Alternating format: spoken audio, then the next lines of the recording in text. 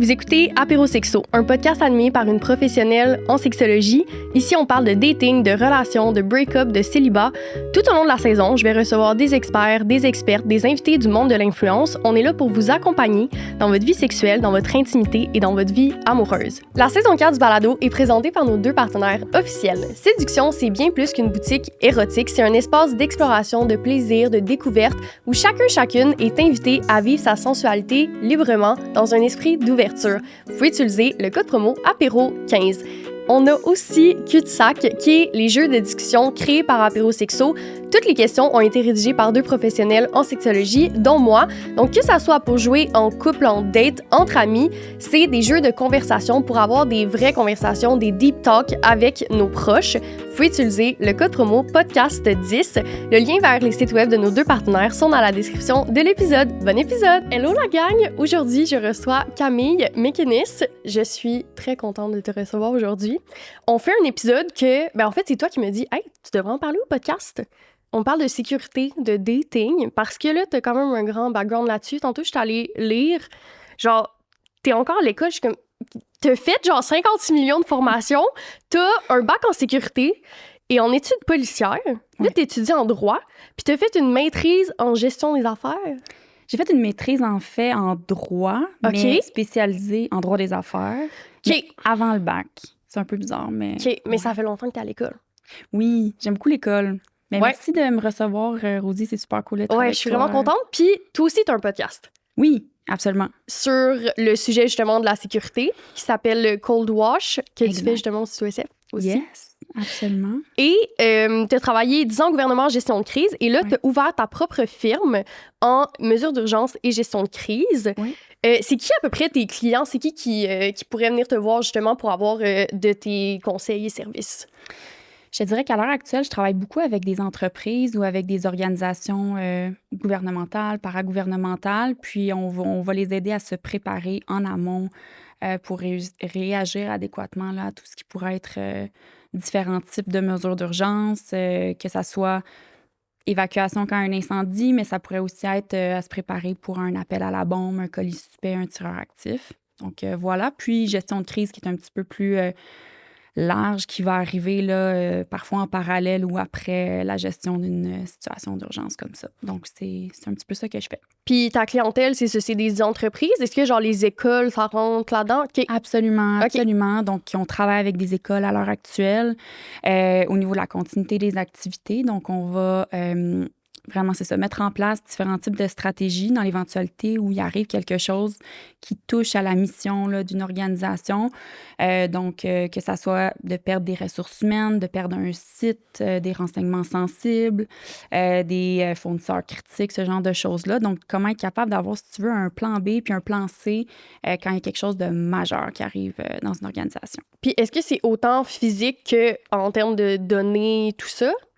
Je te dirais que oui. Aujourd'hui, ce qu'on remarque beaucoup dans les plans de continuité des activités, c'est qu'ils couvrent vraiment, là, c'est des all hazards approach. Là. Donc, c'est vraiment, on vient couvrir de tout, que ça soit une catastrophe naturelle à une cyberattaque. Par contre, moi, je suis pas une spécialiste là, des technologies de l'information. Je vais travailler avec des gens qui sont des experts quand il y a, par exemple, des cyberattaques, mais c'est pas moi que tu vas revoir en train de remonter là, la salle de serveur avec le dernier backup. Mais si tu veux, je travaille avec ces gens-là, puis je soutiens la direction d'organisation pour être capable, parfois même, je peux faire la traduction, là, c'est de vulgariser ce qui est en train de se passer du côté technique, puis aider vraiment au niveau de la stratégie pour se rétablir. Puis là, aujourd'hui, on parle du dating, fait que, la sécurité dans le dating. Et je me suis dit que c'était une bonne idée de recueillir les témoignages, dans le fond, des gens qui ont vécu des situations de danger parce que je pense qu'il peut quand même... Il y a comme les deux, là. Soit on est comme, oh mon Dieu, le dating, c'est dangereux, ou au contraire, on est comme, tout est beau, tout va bien, on est à Montréal. Donc, je trouve ça intéressant, justement, de voir des femmes qui ont vécu des situations, plus dangereuses dans le dating qui... sont à Montréal aussi. tu sais, je veux dire, on pourrait justement avoir l'idée de comme, mais non, mais ici, ça va, là. Genre, tu sais, Absolument. il va rien se passer. Puis, au contraire, je pense que c'est important d'être consciente quand même de ça. Fait que, on va y aller vers comme cette approche-là de vraiment lire les témoignages des gens. Puis, on veut aussi faire en deuxième partie comment on peut être sécuritaire, ce qu'on peut faire de notre côté. Parce que, oui, c'est vrai qu'on est tanné de dire aux femmes, genre, tu sais, prenez les mesures pour vous protéger, il va rien arriver.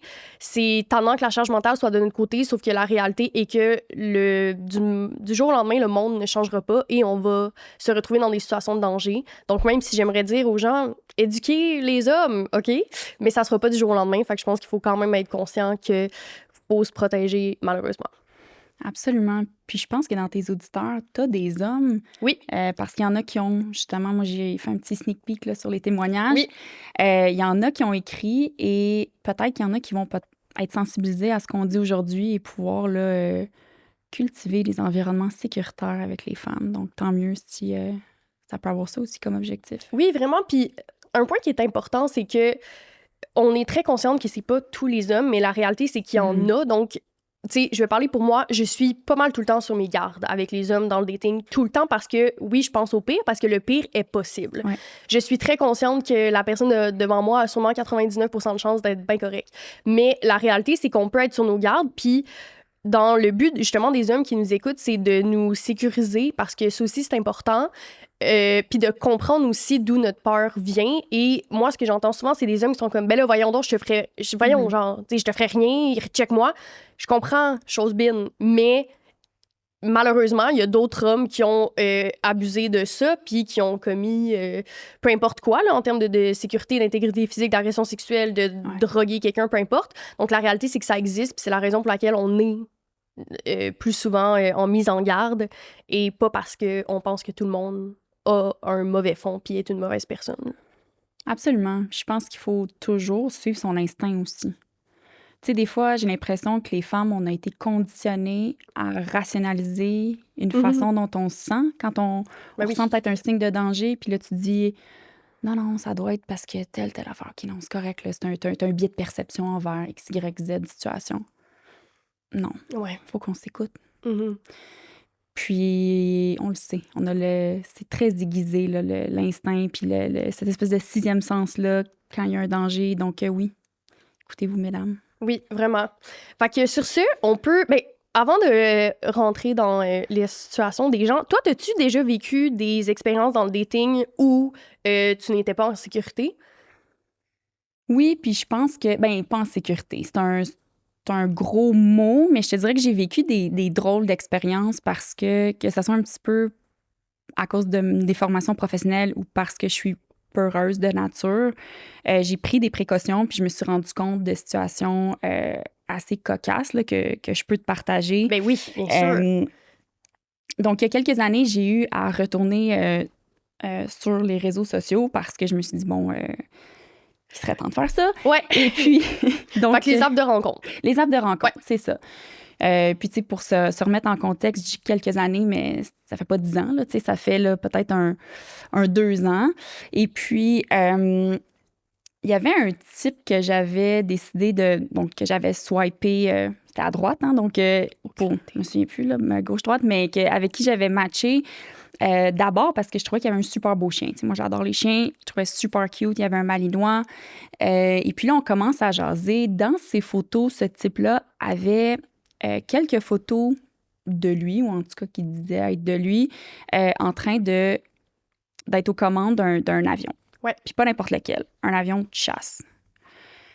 Déjà là, je trouvais ça un peu étrange, puis parce que les gens qui ont ce type de boulot-là, je te dirais que ça fait pas nécessairement partie de la culture ou en tout cas au Canada, là, pas vraiment de l'afficher sur les réseaux sociaux. C'est peut-être quelque chose qu'on va voir un petit peu plus là, chez les Américains. Mais ici, c'est assez rare, puis surtout quand ça pourrait être en contexte là, opérationnel, tu sais. Donc, bref, je commence à jaser avec lui et bon, assez sympathique, ça va bien. Là, à un moment donné, il me dit « Écoute, veux-tu m'acheter sur les réseaux sociaux? C'est quoi ton handle sur Instagram? » Donc là, on commence à se suivre. J'ai accès à l'entièreté de sa page.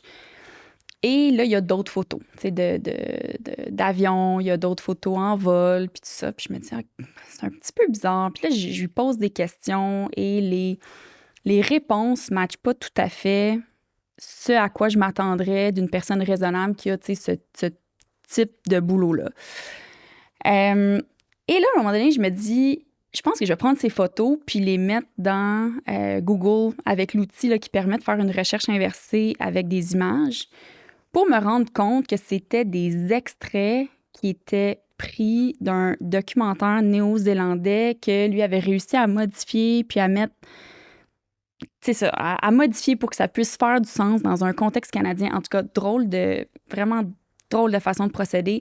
J'ai eu vraiment peur parce que non seulement, tu sais, on parle des photos sur l'app de rencontre, on parle des photos sur son Instagram et en plus, cette personne-là m'envoyait genre des vidéos là, par messagerie privée. Tu sais, fait que tu es allé quand même très, très loin. Là, C'était aiguisé, là, son processus. dans son mensonge, tu sais, dans son usurpation d'identité. Fait en tout cas, j'ai vraiment pris peur. Je l'ai bloqué de partout. Puis ça a été là, vraiment là, la fin de cette discussion-là avec cette personne. Mais oui, et c'est super facile à faire, là, justement, de se construire une vie, une fausse identité sur les réseaux sociaux. Tu le sais, là, vous le savez, c'est pas... je vous apprends pas ça. Donc, mais quand même, tu sais, ça te prouve que ces gens-là qui ont des intentions potentiellement malicieuses, ils sont partout. Tu sais. Après ça, tu te dis pourquoi? Qu'est-ce qu'ils essaient d'aller chercher avec ça? Ben oui, c'est sûr. Ça vient pas d'une bonne place, là. Puis c'est dommage, mais tu sais, c'est sûr qu'avec l'intelligence artificielle, on fait que ça va être de plus en plus commun, là. Absolument. Ça fait peur, là. Oui. On s'en va où, tu sais, avec ça? Ça existe déjà, puis là, il va y avoir littéralement tous les moyens possibles de se créer une vie, de se créer des amis, tu sais, ça va être genre, c'est ça. Ça n'a pas fini d'arriver des histoires comme ça d'usurpation d'identité. Absolument. Puis je te dirais que les technologies se raffinent, c'est-à-dire que là, on peut générer de la photo super facilement, mais éventuellement... Les voix, ça s'en vient? Les voix, c'est quand même super avancé au niveau des voix, mais aussi du, si tu veux, je vais le dire avec un anglicisme, là, mais du real time. Donc, tu sais, tu fais une vidéo avec quelqu'un d'autre, puis le visage de cette personne-là apparaîtrait comme XYZ profil. Là. On est rendu pas tout à fait là, mais presque là dans des outils accessibles au grand public. Donc, ça aussi, là, ça fait peur parce que à l'heure actuelle, c'est un moyen de mitigation qu'on est plusieurs à utiliser, à dire, ben, avant une première rencontre, on va faire un appel FaceTime, un appel Messenger, on va se voir, on va jaser. Puis là, ça te permet aussi de vérifier que la personne, elle est bien qui elle dit être, ou en tout cas sur ses réseaux. Mais là, si on peut plus se fier là-dessus parce que ça pourrait être altéré par justement l'intelligence artificielle, c'est là que c'est rendu vraiment épeurant aussi. Là. Ben oui, puis moi, c'est la voix, j'en reviens pas, tu sais, mes amis disaient à quel point maintenant, tu sais, tu peux, mettons, ta mère t'appelle, puis c'est sa voix, mais c'est pas elle, tu sais, des affaires à l'aide, là, tu sais, je veux dire, c'est comme, c'est fou les précautions qu'on va devoir prendre, là, tu sais, mes amis étaient comme, là, il faut que tu trouves un mot avec ta mère que, quand vous, puis tu sais, je veux pas y croire, parce que je suis comme, ben là, voyons, tu sais, c'est pas possible, mais la réalité, c'est que ça l'est, puis tu sais, monsieur, madame, tout le monde est quand même capable de créer du fake. Fait que les gens qui sont là-dedans puis qui s'y connaissent, mon Dieu, c'est le début de la fin. Là. Absolument. C'est beaucoup utilisé pour de la fraude, pour cibler des groupes comme des personnes âgées. C'est quelque chose là, qui est quand même utilisé. Je fais juste penser à ma mamie, genre, qui se ferait... Oublie ça, là. Ma mamie, le chèque est envoyé, là, tu sais. Hey, c'est Rosie, j'ai besoin d'aide, je viens de me faire arrêter, ou c'est Rosie, je suis en Europe, puis là, on m'a volé mon passeport, mes cartes, tout ça, tu sais, comme... Ouais. Non, c'est vraiment... ça fait peur. Et moi, mon histoire, j'étais de nouveau sur les apps de rencontre, et moi, j'avais avec cette amie-là vraiment je me préparais à toute éventualité. Donc, j'envoyais l'adresse, j'avais pris une screenshot Google Maps de la porte de l'appartement, localisation, évidemment, l'heure où je partais, et ce qu'on s'était dit, c'est, vu que tu vas chez lui, puis c'était la première fois que je le voyais, je le ferais plus. Mais bon, je suis allée chez lui, j'avais confiance, on s'était écrit, il avait l'air normal, tu sais, j'étais comme, bon, tout est beau. Donc, je vais chez lui, puis elle me dit, là, comme... 30 minutes ou 1 heure, quand t'arrives, écris-moi, tu sais, parce que quand même, c'est la première fois que tu le vois puis tu vas chez lui. Il habitait à Verdun, puis moi et mon ami, on était sur le plateau. Fait que là, je m'en vais en communauto chez lui et j'arrive et comme la date se poursuit. Et vers comme... Je suis allée vers comme 8 h le soir. Et vers 11 h 30 le soir, ça sonne à la porte. Puis là, je pense tout de suite, je suis comme, mais c'est sûr, c'est mon ami que j'ai oublié de texter. Fait que là, j'ouvre la porte, elle est comme à moitié en larmes. Oh. Puis là, je suis comme, je m'excuse tellement. Puis elle est comme, non, tu comprends pas ce qui vient de m'arriver. Elle dit, tu m'as envoyé la screenshot de l'appartement, mais je suis allée au mauvais. C'était une gang de gars qui faisaient le party. Il y avait comme des boules disco, des affaires qui traînaient à terre, ça avait l'air trash. Puis là, elle cogne, puis elle est comme, est-ce que je peux parler à Rosie? Puis là, le gars, il est comme, genre, yo, what the fuck, décalisse. Fait que là, il était sur le bord d'aller appeler la police, puis là, elle va revoir dans une conversation que l'adresse que j'avais écrite, c'était le bloc juste en dessous. Mais elle était comme, Rosie, j'ai eu la peur de ma vie, là, tu sais. Puis elle était comme, mais ça aurait pu, Vraiment. t'sais. Fait qu'elle a dit que pendant, justement, genre, je sais pas combien de temps ça a duré, là, on va dire 3 minutes, elle était comme, je savais pas quoi faire. Elle dit, là, je pouvais pas y aller, il y avait plein de gars, j'étais comme, je fais quoi? Puis elle était comme, c'était un peu le pire scénario de, justement, t'ouvres la porte, il y a comme un dude qui te répond que t'as aucune idée c'est qui, puis elle avait vu la face, là, fait qu'elle était comme, c'est pas lui. Fait que c'est ça, la panique générale, puis finalement, j'étais juste en bas, puis tout allait bien. Mais tout ça pour dire que, tu sais, c'est ça, c'est important d'avoir justement de prendre des précautions malheureusement pour se protéger. Puis on s'entend que dans la situation, j'étais comme merci tellement, genre d'être venu, tu sais. Puis la réalité, c'est que ça existe, mais on n'y pense pas, puis on se dit pas que ça va arriver pour de vrai. Puis elle est venue pareil, puis j'étais comme merci tellement d'être venu puis d'avoir eu genre peur parce que la réalité c'est ça, c'est que ça existe là. Fait que je pense que c'est important, tu sais, autant on peut prendre des précautions personnelles, mais quand on va en date, dans les débuts, d'avoir quelqu'un qui s'assure de notre sécurité, je trouve ça tellement important. Puis je sais qu'on est à Montréal, puis je sais que comme ça arrivera très peu, mais ça arrive, tu sais. Fait que c'est ça. Moi, c'est tout le temps, quand même tout le temps comme des petites règles avec mes amis de OK, comment on se protège. T'es vraiment une bonne amie. Oui. Wow. C'est une belle leçon apprise dans tout ça. Puis c'est super important pour moi aujourd'hui de vraiment pas avoir un discours qui est moralisateur. Tu sais, dans le sens où je vais peut-être en dire beaucoup de trucs, beaucoup de conseils. Tu prends ce qui fonctionne pour toi, puis le reste, on le met de côté. La gestion de risque de chacune est différente. Chaque circonstance aussi est différente, dans le sens où des fois, tu vas peut-être rencontrer quelqu'un puis te rendre compte que vous avez 10 amis en commun ensemble. C'est sûr que ta gestion de risque, c'est pas la même que si tu rencontres un inconnu que tu connais pas ni d'Ève ni d'Adam, aucune référence en commun, puis tout ça. Fait que c'est ça, de vraiment... c'est ça, je vais dire beaucoup de choses. Là, vous allez peut-être dire, OK, ma tante Camille, là, t'es un peu intense. Ouais, mais là, tu sais, comme tu dis, toi aussi, t'as vu ce que le grand public ne voit pas, là, c'est-à-dire comme le pire. C'est sûr que, comme on dit, ça arrive, mais c'est pas tant commun. Fait que, on a tout quelqu'un proche, loin, qui a déjà vécu quelque chose, mais en général, effectivement, ça va bien. Mais comme tu dis, il faut quand même faire attention. Puis oui, tu sais, dès qu'il y a des amis communs, c'est sûr que c'est plus sécurisant. Là. Moi, dès que je vois justement des amis communs, s'il y a quelqu'un là-dedans que je connais, j'y écris. Là, je suis comme, hey, cette personne-là, oui, non. Une référence. Ouais, juste être sûr. Puis c'est ça. Moi, justement, cette personne-là, on avait comme des personnes en commun. Fait que j'étais comme, c'est correct. Mais même à ça, on dirait, je pose des questions si je peux, là, tu sais. C'est hyper important de poser des questions. C'est les protections faciles numéro 1, là. Absolument. Tu sais, les gens, souvent, ils se disent, mettons, « Ah, mais là, je vais pas avoir l'air trop intrusive ou trop intense. » Mais les questions sont essentielles parce que, tu sais, les gens, comment ils vont se décrire d'une certaine façon à toi. Les comportements, puis la façon dont ils vont vivre au quotidien, comment ils vont te répondre, où ils vont être... Ça doit... Il doit avoir ça doit être conséquent. Oui. Il faut qu'il y ait une cohérence là-dedans. Là. Exactement. Puis c'est un peu ça, d'essayer de déceler, est-ce que c'est incohérent ce que la personne me dit quand on se parle au quotidien versus ce qu'elle dit être dans la vie, dans le sens où, je te donne un exemple juste comme ça, mais quelqu'un dit que c'est un avocat. Ben OK, imagine là, une boîte, là, voici comment devrait être le quotidien d'un avocat, dépendamment de c'est quoi sa pratique, mais est-ce qu'il est en train de rencontrer des clients? Est-ce qu'il est en litige? Est-ce que, tu sais, je veux dire, il va à la cour? Je veux dire, c'est tout ça, alors que si la personne, dans ses comportements au quotidien, fait un paquet de trucs qui tiennent pas la route avec ce qu'elle te dit être, Ouais. mais ça aussi, ça peut être un super, tu sais, comme une petite cloche, là, tu sais, de dire une alerte, là, OK, je pose plus de questions, investigue un petit peu plus. Mais tu sais, de plus en plus, puis moi, en plus, je suis dans cette équipe-là de... Je vais pas trop parler en ligne, on va se voir, puis on va voir comment ça va en vrai.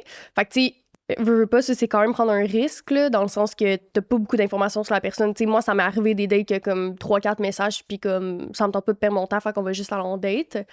Mais ça me met dans une position où j'en connais pas beaucoup sur cette personne-là, tu sais. Est-ce que tu fais ça parce que tu veux pas t'attacher à la façon dont peut-être on idéaliserait une personne? Dans le Ben, il y a sens où... ça, Ouais. mais c'est surtout une connexion par message. Ça va créer une illusion de proximité, mais tu connais pas du tout la personne. Fait que tout va vraiment dans comme la connexion humaine.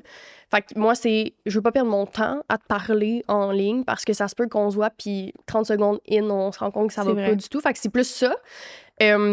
Mais aussi parce que si tu parles très, très longtemps avec la personne avant de la voir, ça crée une fausse illusion de proximité aussi avec la personne. Puis après, t'es comme, mais je connais pas vraiment cette personne-là. Là. Puis ça devient potentiellement peut-être plus difficile après de te détacher puis de, de voir les red flags puis de dire attends, non, ça marche pas parce que cette illusion-là ou qu'on s'est faite ou de s'idéaliser qui on voudrait que la personne soit. Mais ça, c'est pas mon domaine, ça, c'est le tien, là, plus... Non, mais c'est que, mettons, dans le dating, dès qu'on n'a pas des réponses, ce qui est vraiment très, très commun, notre cerveau en crée pour nous, qui va tout le temps être dans le positif et dans l'idéal. C'est la raison pour laquelle on idéalise les personnes qu'on date, c'est parce qu'on les connaît pas. Donc, certains traits de leur personnalité, leur emploi, peu importe quoi, dès qu'on n'a pas une réponse, le cerveau va être comme... On essaye de créer un espèce de remplir ton casse-tête, là, de voir comme la personne. Puis, en général, ben, c'est que tu vas idéaliser, mettre sur un piédestal la personne. Et au lieu de poser les vraies questions puis d'apprendre à connaître la personne. Parce que tu peux pas tomber en amour après quelques dates parce que la réalité, c'est que tu connais pas la personne. T'sais. Exact. Puis le love bombing, c'est un peu ça, là, d'être too much trop vite. Puis après, t'es comme, oh mon Dieu, mais finalement, j'apprends à connaître la personne, puis c'est pas ça. Puis pense à juste tes amitiés, là, comme tes amitiés, les premières semaines, les premiers mois ne sont pas ce qu'elles sont maintenant. Puis il y a des gens qu'on a gardés, il y a des gens qu'on a pu. Donc, dans le dating, c'est la même chose, là. On peut pas idéaliser quelqu'un si ça fait 3 ans que t'es avec, là, comme tu connais la personne, là. Mais dans les débuts, ton cerveau joue tes tours. Qu'est-ce qui est raisonnable comme vitesse? Parce que ça, c'est pas mon domaine à moi, là, ça serait plutôt toi. Ben, c'est que la réalité, c'est que si t'as des sentiments pour quelqu'un, t'as des émotions, pose-toi la question, est-ce que c'est de l'anxiété? Parce que là, ça, c'est très, très commun. De justement, dans le dating, à ce jour, c'est la personne ne me répond pas. Puis là, on dirait que ça me fait de quoi? Mon Dieu, je suis normalement attachée à lui. Non, c'est juste besoin d'être sécurisé en ce moment. Fait que ça, les émotions puis les sentiments de début de dating sont souvent plus de l'anxiété, du stress, des insécurités que de l'amour. Là. Donc ça, c'est quand même quelque chose d'important à faire la différence parce que la réalité, c'est que ton corps va le vivre un peu de la même façon. Dans le sens que ça va, tu vas avoir l'impression que entre guillemets, tu t'ennuies de l'autre ou tu as envie de passer du moment avec lui ou avec elle. Mais la réalité, c'est juste que tu as envie de voir la personne ou de séduire une date pour l'aspect sécuritaire de « OK, il est intéressé, elle est intéressée envers moi. » Donc ça, c'est important de faire la nuance. Et après, tout le monde veut pas a une différente façon de faire en amour. Tu sais, moi, je suis vraiment dans le spectre de la lenteur, là. Moi, je tombe en amour, je pense 2 ans dans une relation. Genre, ça me prend tellement de temps. Okay. Fait que moi, je suis super lente, mais j'ai des amis qui sont beaucoup plus rapides. Mais je pense qu'il faut se dire, tu sais, on peut pas se projeter dans une relation plus de temps que le temps qu'on connaît la personne. Fait que mettons que ça fait 2 mois que tu dates la personne, projette-toi sur 2 mois, projette-toi pas sur 10 ans. Fait que, tu sais, on a vraiment tendance, puis ça, c'est notre cerveau fait ça, là, tu commences à dater quelqu'un, puis t'es comme, ah, si on a des enfants, ça va donner quoi? Prenons un pas de recul, puis dis-toi que t'es dans cette dynamique-là pour apprendre à connaître la personne, savoir si toi, t'es intéressé. Parce que c'est ça, les gens ont vraiment l'illusion de « je connais la personne », mais quand tu fais le parallèle avec les amitiés, tu te rends compte que non, là, tu sais, même en début d'amitié, ça prend longtemps là, avant d'être à l'aise avec quelqu'un, de vraiment connaître la personne. Donc, on a vraiment cette fâcheuse manie de penser connaître l'autre personne, puis c'est pour ça que de se texter tout le temps crée cette illusion-là aussi, là. Absolument. Fait que les gens sont généralement trop vite. Je pense que c'est de réaliser que tu connais ce que cette personne-là a bien voulu te montrer. Aussi. Cette lunette-là dans laquelle elle se projette probablement son meilleur côté aussi, tu sais, parce que tu commences pas Mais c'est sûr. en montrant tes pires défauts. Puis tu sais, moi, ma vision de l'amour, c'est tu choisis quelqu'un pour ses qualités, pour ses défauts.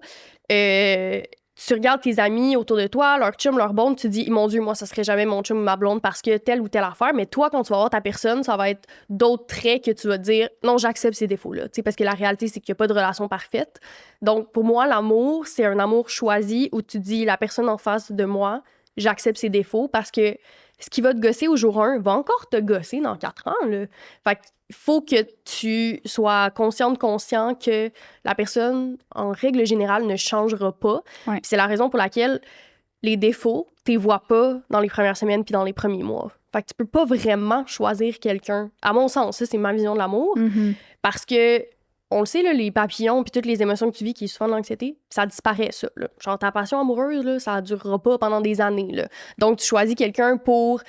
Je suis vraiment d'accord qu'il y a une connexion puis il y a des fits meilleurs que d'autres. Mais, rationnellement, l'aspect des défauts est trop souvent oublié. Puis quand tu y penses, ben, tu te dis, les défauts, ils viennent plus tard. Donc, je peux pas embarquer dans une relation où je connais même pas la personne sur son pire jour, en guillemets. Là.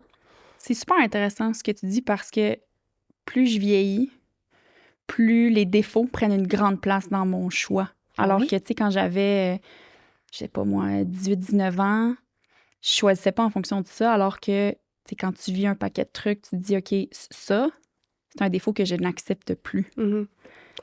Puis quand tu vieillis, ben, moi, vu que je veux des enfants, c'est est-ce que non seulement il serait un bon partenaire pour moi, mais il serait un bon père. Puis tu sais, ça, je pensais pas à ça avant. Mm-hmm. Puis justement, j'ai reçu Jay La Liberté, qui est nouvellement papa, puis il disait, tu sais, moi, j'ai eu des blondes que j'aurais pas eu d'enfant avec parce que déjà, on se pognait sur tout. Ça aurait été quoi, tu sais, après, dans une vie plus compliquée avec des enfants. Puis il dit, tu sais, ma blonde du moment, je pense qu'on va rester ensemble pour toujours, mais si on se sépare, je sais qu'on va être une bonne équipe.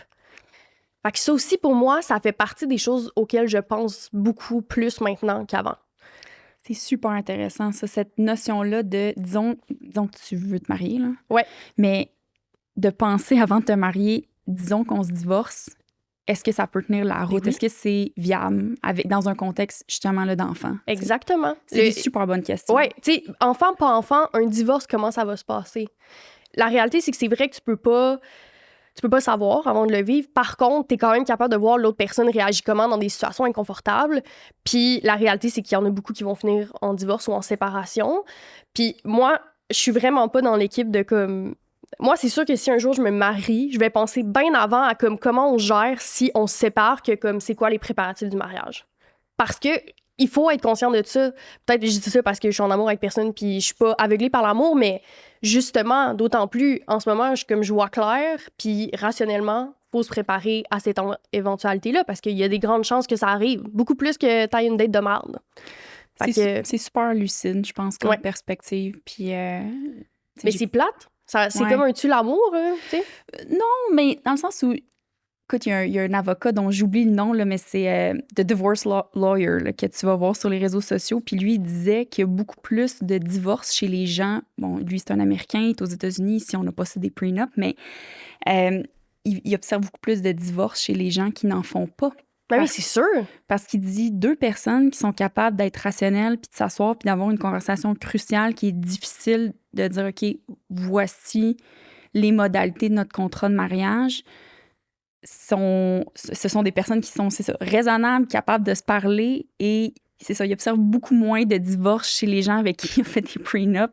Il dit les gens qui viennent le voir pour des divorces, c'est des gens qui ne l'avaient pas consulté là, au préalable. Je trouvais que c'est intéressant comme données. Oui, mais c'est exactement ça. C'est d'être aveuglé par l'amour. Tu as écouté Sex and the City? Oui, ben un peu, là, les films. Mais tu sais, Charlotte, OK.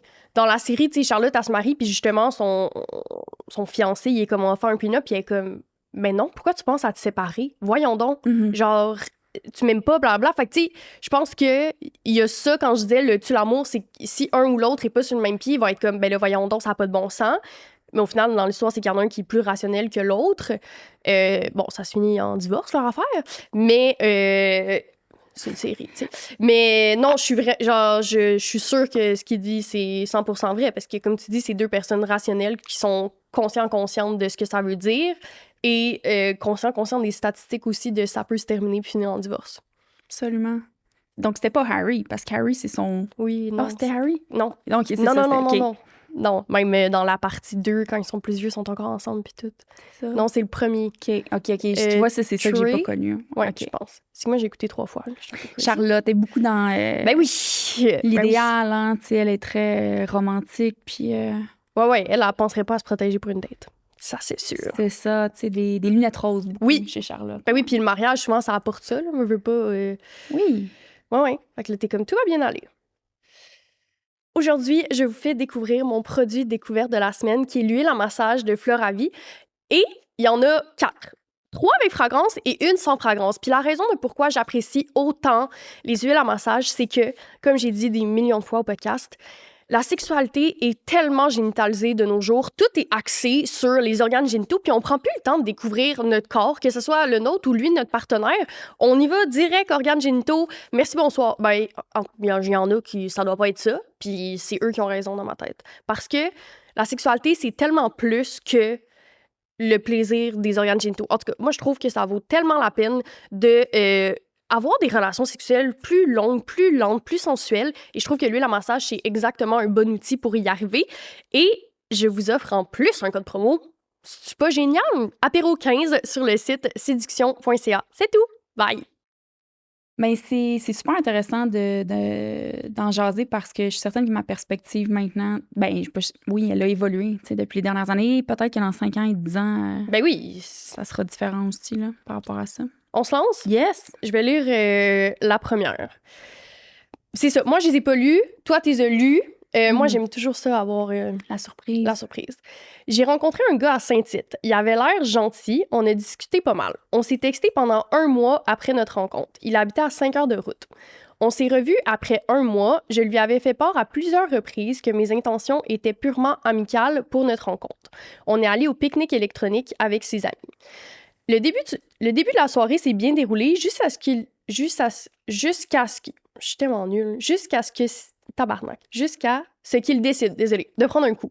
Il a fini la soirée un dimanche ben sous. En arrivant à la voiture, je lui ai demandé de conduire, mais il a refusé. Il voulait conduire. Pendant la route, sur le retour, il me disait à quel point il était prêt à déménager chez moi. 3 petits points. En arrivant chez lui, il a voulu que je reste dormir. J'ai dit non. Il a ensuite demandé de m'embrasser. J'ai dit non et je ne l'ai plus jamais revu. Là, il y a plein d'affaires. Plusieurs enjeux. On commence par quoi? Ben, le côté de, tu sais, l'histoire de l'alcool puis de la conduite. Oui, absolument. À ce jour, du haut de mes 26 ans, je serais capable de mettre mes pieds à terre, mais voilà, mes pieds... C'est quoi l'expression? Mon poing... Mettre ton pied à terre, oui. Ouais, vide mon pied à terre. Ouais, bon. Il y a 3-4 ans, je suis sûre que je serais embarquée dans l'auto. Puis j'aurais rien dit. L'affaire, c'est que quand tu arrives devant le fait accompli, c'est aussi plus difficile que si tu as pensé en amont de dire, OK, on va choisir un lieu où je peux avoir un mode de transport alternatif si tu te sens pas en sécurité. Puis même, c'est sûr que, bon, moi, je t'ai dit, j'étais assez peureuse. C'est sûr que je reviens pas avec la personne sur une première date dans sa voiture, 100%. Que je pense qu'elle soit intoxiquée et incapable de conduire ou non. Ouais. Mais oui, c'est sûr d'y penser, c'est ça, en avance, puis de se faire un petit plan, puis de, pour moi, avoir l'option, pour pas jamais se sentir pris. Moi, je pense que c'est ça qui est vraiment paniquant aussi, c'est quand tu dis, mon Dieu, je suis loin de la maison, là, je veux juste rentrer chez moi, j'ai pas d'autres options. Je pense que ça qui est super... Ouais, puis quelqu'un qui te lift, c'est comme tu dis, si t'as pas de plan B, c'est difficile. J'étais allée en date avec un gars qui était comme, on allait au spa, puis il dit, je vais venir te chercher, puis j'étais comme, non, tu sais, c'était notre première date, puis on avait des amis communs. Je savais que le gars était bien correct. C'est juste que, non, je veux pas être dans, justement, d'être pognée, genre, dans un spa, puis de pas avoir mon moyen de transport. Et je suis sûre encore que, là, 4-5 ans, j'aurais fait OK, genre, tu sais, puis je serais allée avec lui. Puis après, genre, il y a tellement d'affaires qui peuvent arriver que c'est important de penser à son intégrité physique. Malheureusement, là, tu sais. Je suis allée avec mon auto, je suis revenue avec mon auto, puis je me sentais en sécurité en faisant ce choix-là. Je pense que c'est un choix hyper intelligent, puis c'est plate parce que probablement la majorité des hommes veulent juste être galants. Ben oui! C'est ça aussi l'affaire, c'est que tu dis ta part probablement d'une intention qui est super noble de dire, regarde, je vais je m'occupe de tout. Puis il y a ce côté-là aussi de la dynamique hétéro. Ouais. C'est ça, tu sais, d'être avec. Parce que là, on est beaucoup on parle beaucoup de cette dynamique-là, mais d'avoir quelqu'un qui prend en charge, tu sais, puis qui a fait un plan, puis qui a mis du temps à réfléchir comment ça devrait être fait. OK, je vais aller te chercher, on va aller faire telle chose. Il y a quelque chose de super le fun dans le fait d'avoir quelqu'un qui pense à tout ça. Mais oui, je pense que d'avoir un plan à l'avance de comment vont se dérouler les choses pour toujours te sentir bien, puis d'avoir une option là, qui te fait sentir justement en sécurité, comme le moyen de transport Ben oui. qui t'est La propre, réalité, ouais. comme tu dis, c'est qu'il y avait clairement des bonnes intentions. Puis moi, je me suis full senti mal d'être comme je vais avec mon auto, mais j'étais comme, garde, j'aime bien mieux le petit malaise là de justement me retrouver dans une situation où je me sens pas en sécurité. Là. Puis tu sais, j'ai souvent pensé dans le passé parce que, bon, moi, évidemment, je pose beaucoup de questions. C'est le genre de choses que j'aurais fait aussi, que j'ai déjà fait dans le passé. Mais je préfère le dire, tu sais, ayons la conversation. Des fois, ça m'est même arrivé de dire, regarde, je veux juste te dire, je vais peut-être un petit peu loin dans mon questionnement, mais dans le passé, mais arrivé A, B, C, D, E. Puis, tu sais, sache que pour les femmes, ça se passe beaucoup comme ça, puis on sait pas qui sont les gens, tu sais. Fait que je pense que d'avoir cette conversation ouverte-là de qu'est-ce qui vient motiver tes choix, puis c'est pas que tu vas être bête, puis c'est pas que tu veux refuser l'offre parce que t'as pas le goût d'être dans sa compagnie. C'est vraiment juste une question de te sentir en sécurité. Puis ça, c'est super important de se prioriser, de prioriser ses limites, puis, quitte à avoir peut-être un petit bout de conversation un peu inconfortable. Mais oui. Mais t'as raison, puis l'important là-dedans, René, aussi, c'est que la réaction de l'autre à cette conversation-là va en dire beaucoup plus aussi.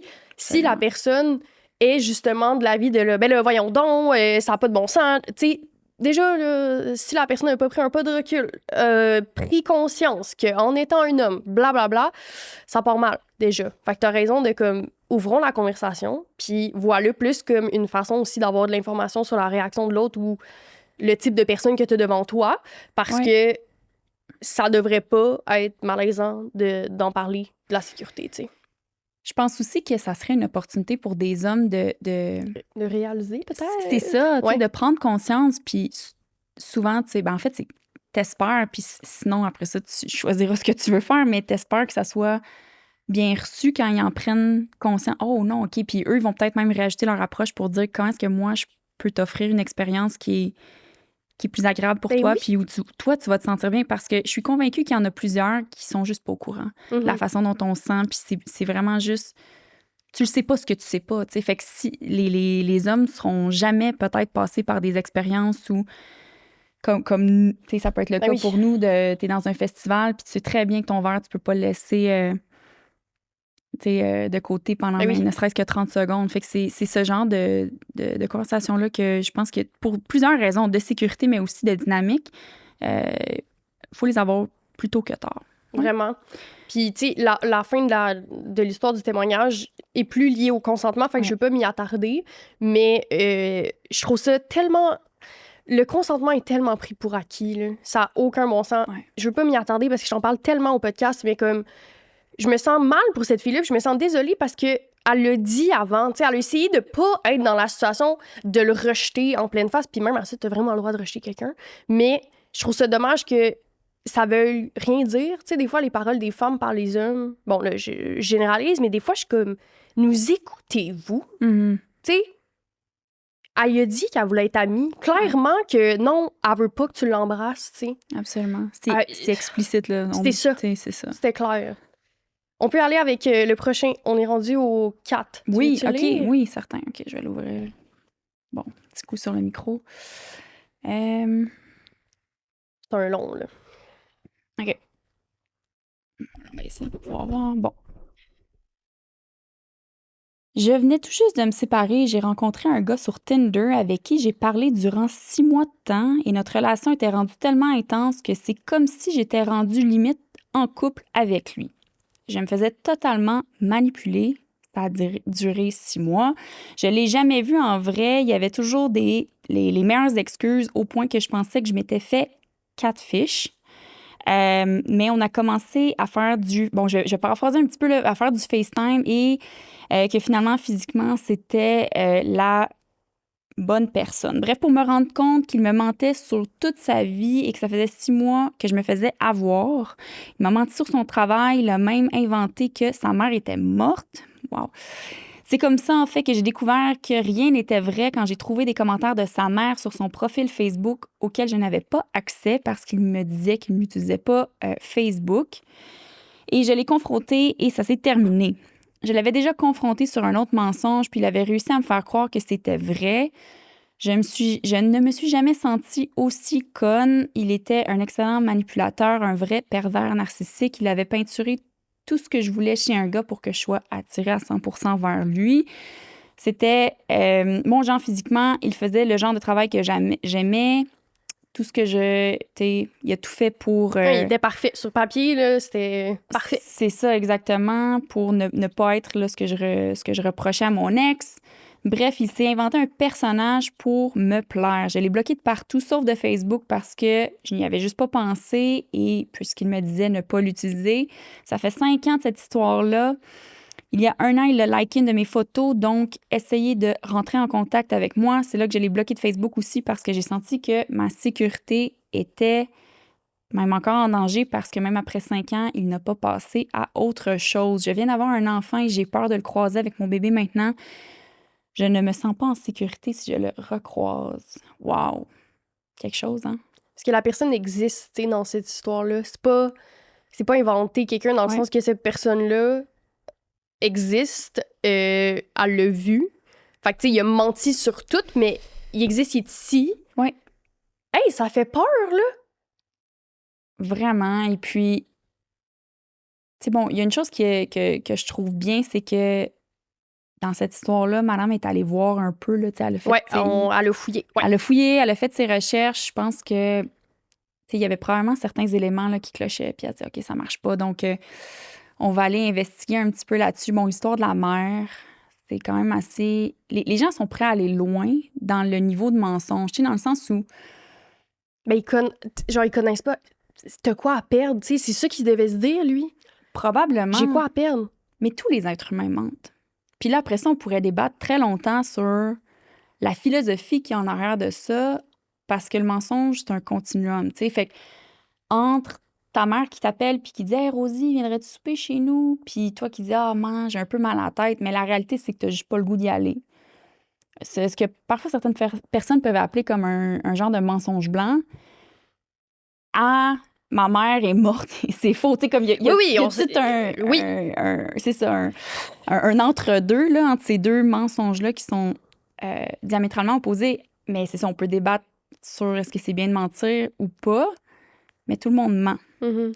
Là, après ça, de savoir pourquoi les gens mentent, c'est là que moi, je trouve ça intéressant. Tu sais, fait que c'est par rapport au mensonge puis la sécurité d'un être humain de dire, OK, si quelqu'un te ment par rapport à qui il dit être, puis là, je veux pas dire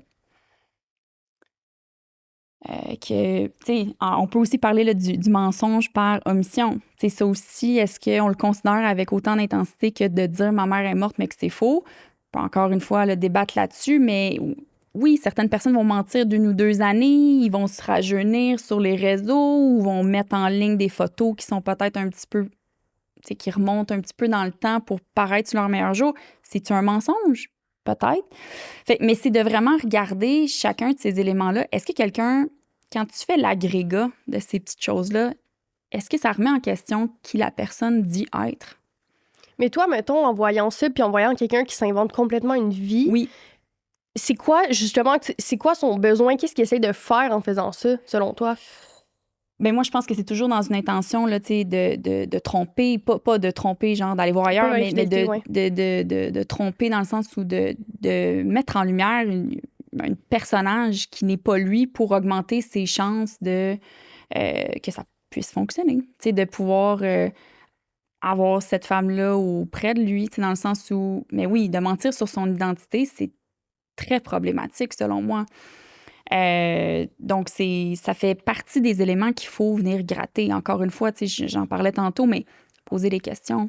Puis, penses-tu, là, tu sais, c'est vraiment impossible à savoir, mais penses-tu que dans son histoire à elle, lui, il s'est dit, je vais comme mentir, elle va tomber en amour avec moi, fait que quand elle va découvrir la vérité, elle va être comme déjà en amour. Genre, c'est quoi? Tu sais, à un moment donné, là, excuse-moi, mon chum, là, mais comme elle va finir par te voir, là, tu sais. Oui. Fait que ou c'est-tu juste un besoin d'avoir de la validation un peu au jour le jour, puis si c'est pas elle, ça aurait été une autre, là, tu sais. Absolument. Mais je pense que toutes ces réponses-là sont bonnes. Après ça, qu'est-ce que ces gens-là vont vraiment rechercher? Faudrait leur demander, tu sais, est-ce que c'est pour avoir justement vraiment une vraie relation? C'est à se questionner parce est-ce que vraiment on peut bâtir sur un tas de mensonges? Est-ce que c'est pour avoir de l'intimité avec quelqu'un? Sur 6 mois, ça commence à prendre du temps pour avoir une relation sexuelle, mais ouais. Est-ce que c'est pour avoir, tu sais, de l'attention? Tu sais, c'est tout ça qu'on peut aller se faire valider, comme tu dis, tu sais, c'est tout ça qu'on peut remettre en question, mais une chose est certaine, c'est que les êtres humains, on est des créatures d'habitude. Quelqu'un qui ment sur quelque chose de gros comme ça, c'est pas son premier mensonge, puis il ment sur d'autres choses. Fait que, tu sais, si lui, il se décrit comme étant, puis là, je reviens encore à cette espèce de forme-là, il se décrit être ceci. OK, mais tu poses des questions pour aller vérifier ces informations-là. Est-ce que ce qu'il dit, ça concorde avec ça? Tu sais, beaucoup de gens qui ont des métiers, c'est possible de vérifier si ce qu'ils disent, c'est vrai ou pas. Tu sais, des gens qui sont membres des ordres professionnels. J'en parlais justement avec ma chum Val, qui, elle, est psychothérapeute, elle est sexologue, elle est membre de 2 ordres professionnels. Elle répond à cette question-là à quelqu'un, c'est vérifiable, tu sais. Fait que, c'est ça. Poser des questions, vérifier. Oui, puis c'est full, tu sais, comme on a dit au début, là, comme j'ai fait la petite mise en garde, c'est dommage de vous dire vous allez devoir devenir des enquêteurs, parce que j'aimerais vraiment ça vous dire que comme le travail est du côté des hommes, mettons, là, mais la réalité, c'est qu'on n'a pas le choix encore d'avoir ce rôle-là, puis de poser des questions, puis d'aller vérifier, puis blablabla, parce que la situation est qu'on pourrait être dans une situation de danger. Tu sais, j'ai l'impression que de plus en plus, les gens checkent. En tout cas, moi, je sais que quand même, là, je check en général, là, genre LinkedIn, Facebook, toutes les plateformes, le plus possible. Fait que dès que quelque chose était là, je bloque, là. Mais c'est dommage, j'essaie de vous dire de devenir des enquêteurs. T'sais, ça ajoute encore une charge mentale au dating, là, chez la femme, ça me tente de dire ça, mais... Absolument. Je pense que c'est ça, faut comprendre la réalité. Ça peut quand même être bon pour tout le monde, dans le sens où ça peut être aussi dans des dynamiques de couple homosexuel ou de rencontres dans la communauté où je pense que ça peut valoir la peine, justement, là, d'aller faire des vérifications diligentes. Après ça, moi, je pense qu'il faut aussi garder un certain standard éthique quand on le fait, dans le sens où la fin doit justifier les moyens. Il y en a beaucoup dans les girlies qui pourraient probablement travailler là, pour la GRC, là, être analyste, mais tu sais, d'aller voir, disons, je te donne un exemple hypothétique, mais ce que la tante de ta date, elle a fait en 2007 pendant son voyage à Paris parce qu'elle avait un album photo avec 150 photos de dessert. Ouais. Tu sais, on n'est pas dans une vérification diligente qui est raisonnable pour voir si... qui a rapport à ta date, puis qui est raisonnable pour voir si potentiellement ça pourrait être une personne qui est dangereuse pour toi. Puis là, on va en parler après. Il y a un paquet de moyens sur les sources ouvertes qui existent. Je vais vous les partager, mais je pense que c'est important de les utiliser avec parcimonie puis avec diligence pour vraiment non plus pas tomber dans cette espèce d'un paradigme de stalking là où c'est... Ben oui, puis si t'es rendu loin, c'est peut-être louche, dans le sens que comme si t'as pas les réponses, c'est accessible quand même, comme tu dis, il y a des outils, mais tu peux quand même faire des recherches sur Internet, là. Fait que si t'es rendu loin, c'est peut-être parce que t'as-tu été satisfaite de ce que t'as vu à date? Non, puis là, t'es rendu là. Louche. Oui, c'est peut-être, comme tu dis, un autre élément... Ben oui. Qu'il faut prendre en considération de, écoute, je suis tellement pas bien que j'ai eu à me rendre aussi loin dans ma vérification. Ça veut dire qu'il y a des choses qui m'ont dérangé. Fait qu'on revient toujours à ça, s'écouter, écouter son instinct puis dire, c'est peut-être tout ça, là, et peut-être pas pour moi si j'ai besoin d'aller aussi loin, puis si je suis pas satisfaite, parce que c'est une boîte de Pandore, hein, des trucs qui sortent, puis là, après ça, tu peux continuer là-dessus, puis aller voir autre chose, puis voilà. J'étais fille au pair en France, Je suis québécoise et c'est une expérience de nounou à l'étranger. J'ai été sur une date avec le prof de surf d'un des enfants dont je m'occupais. À la deuxième date, il m'invite à un cours de surf. Quand j'arrive sur la plage, il n'avait pas de planche pour moi ni pour lui. Et clairement, les conditions étaient idéales pour apprendre cette journée-là. Donc, à la place, on passe du temps dans l'eau à papoter. Il a saisi toutes les occasions pour me toucher, me pogner. J'étais vraiment mal à l'aise. Je lui ai nommé, même s'il continuait. Je n'avais pas de façon de retourner chez moi autre que le bus qui passait dans 2 heures. Un instant, parce que là, c'est comme coupé. Un instant. OK.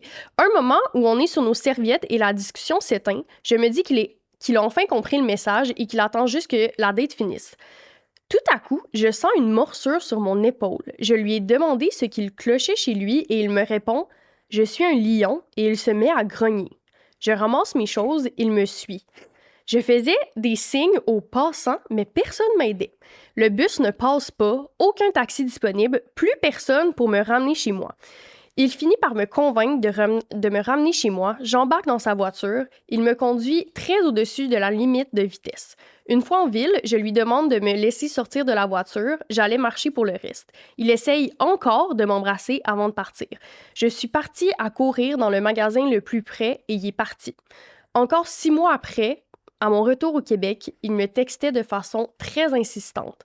Morale de l'histoire, aucun dating en voyage, même si j'ai un lien sécurisant. C'était quand même le prof de surf de mon petit frère d'accueil. Il connaissait la famille et enseignait plusieurs fois par semaine aux enfants. Ça, c'est intéressant. Oh mon Dieu! Parce que, tu sais, tantôt, on disait justement, ta gestion de risque peut peut-être être un peu différente quand tu as des liens communs avec cette personne-là.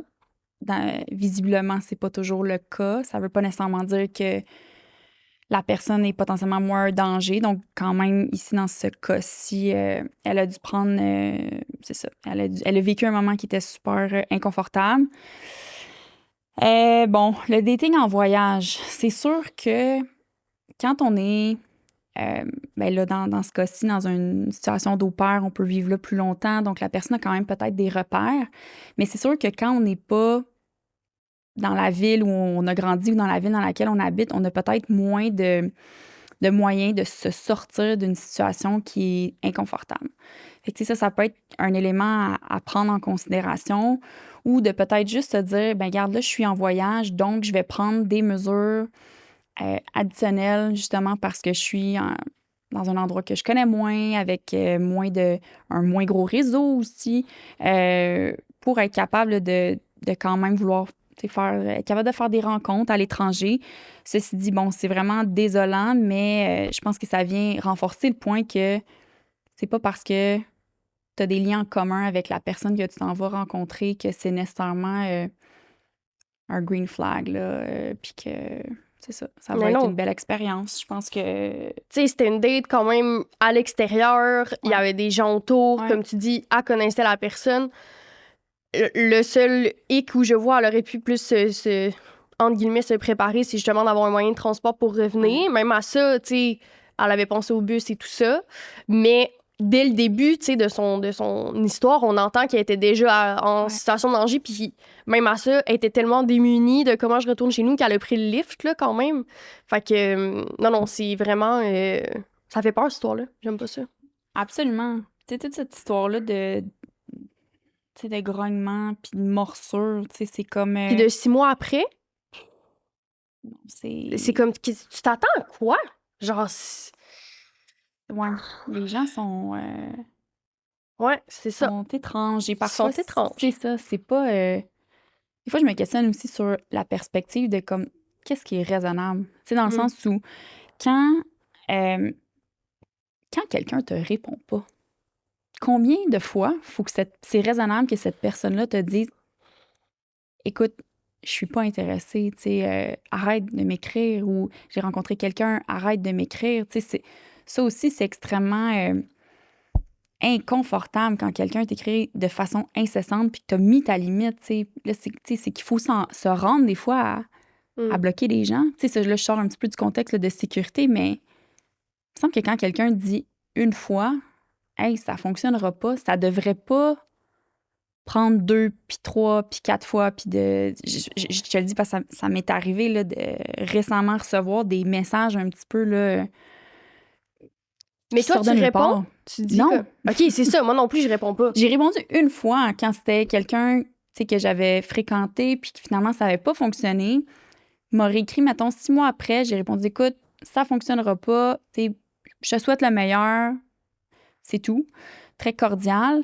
Après ça, quand cette personne-là prend des moyens alternatifs, donc utiliser un autre, tu sais, si c'est ça, je pense que c'est un courriel, va utiliser comme un DM ou un messenger. Après ça, cette personne-là te texte.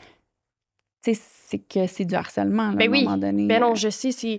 Tu sais, j'avais pas ça avant le podcast, évidemment. Puis là, avec le podcast, je reçois des messages. Puis des fois, c'est comme 25 messages, là, sur comme 4-5 mois. Puis je suis comme...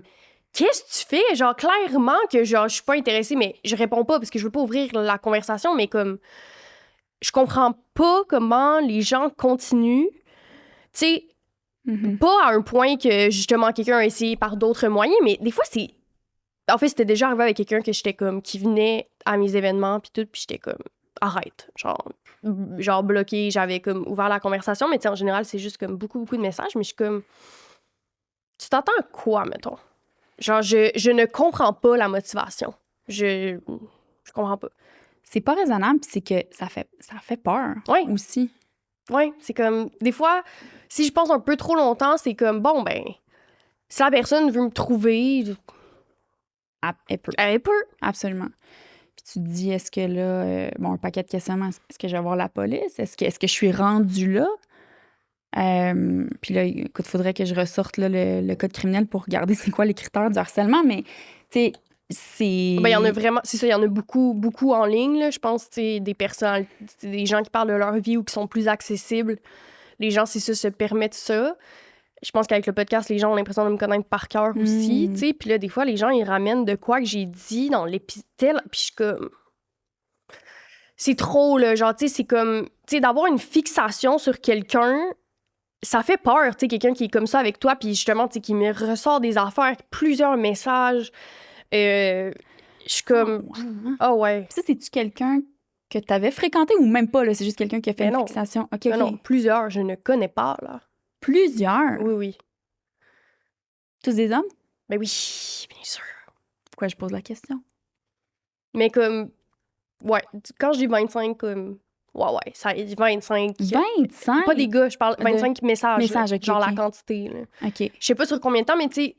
Des fois, je bloque, mais des fois, je suis comme... Je me sens mal, parce que la personne est juste comme... J'aime ce que tu fais, on devrait aller en date, puis là, comme 25 fois le même message. Mais je me sens mal de bloquer, parce que je suis comme... Je sais qu'elle a pas des mauvaises intentions, mais je suis comme... Là, la gang, come on, là. Tu te sens mal? Ça, c'est intéressant. Ben, je suis comme... Si je bloque, je me sens mal. Mais je me sens pas mal de pas répondre, là. Je suis comme, clairement, non. Comme... Mais je pense que tu as mis le doigt sur quelque chose qui est un problème que beaucoup de femmes on a. C'est celui qu'on veut pas blesser, on veut pas déplaire. On a été tellement conditionnés à jamais dire un mot plus haut que l'autre, à sourire, à faire notre pas trop vouloir déranger. Alors que de bloquer quelqu'un qui t'envoie 25 messages de suite auxquels tu ne donnes pas suite, tu me dis ça, puis moi, je trouve ça tout à fait raisonnable. Tu sais, je me dis, à un moment donné, c'est que faut pouvoir mettre sa limite. C'est ça, mais je sais que l'intention derrière est pas mauvaise. Fait que je suis comme, bon, je veux pas bloquer. Tu sais, dans les débuts, je me sentais mal profondément de comme, je réponds pas. Puis après, j'étais comme, là, non, là, je peux pas entretenir ça. Là, tu sais, ça va trop de gestion. Puis aussi, c'est comme, là, on va avoir un contact, ça va donner... Tu sais, je veux pas... Je sais pas. Fait que je suis comme, non, je réponds juste pas. Mais, tu sais, ne pas répondre est un message, là. Puis, tu sais, là, je parle pas de genre, ghostez pas les gens en vous disant que la personne va décrocher, là. Si t'as vu la personne quelques dates, whatever, genre, je suis pas pour le ghostage zéro. C'est juste que là, on a aucun lien. Fuck all. Tu me connais du podcast, that's it, tu sais. Moi, je suis pas influenceur, tu sais. Fait que j'ai pas cette communauté-là de gens qui me suivent activement. J'en ai pas beaucoup, là. Je suis mini, là. Mais fait que j'imagine même pas les gens, genre, qui ont justement une communauté, dans le sens que, tu sais, moi, mon bassin, il y a peu de chance dans les gens qui m'écrivent que ce soit quelqu'un vraiment qui aille, tu sais, des mauvaises intentions, qui me veut du mal. Mais dans le sens que si le bassin, ça existe. Mais imagine si le bassin est énorme. Oui. À l'aide, là. Absolument.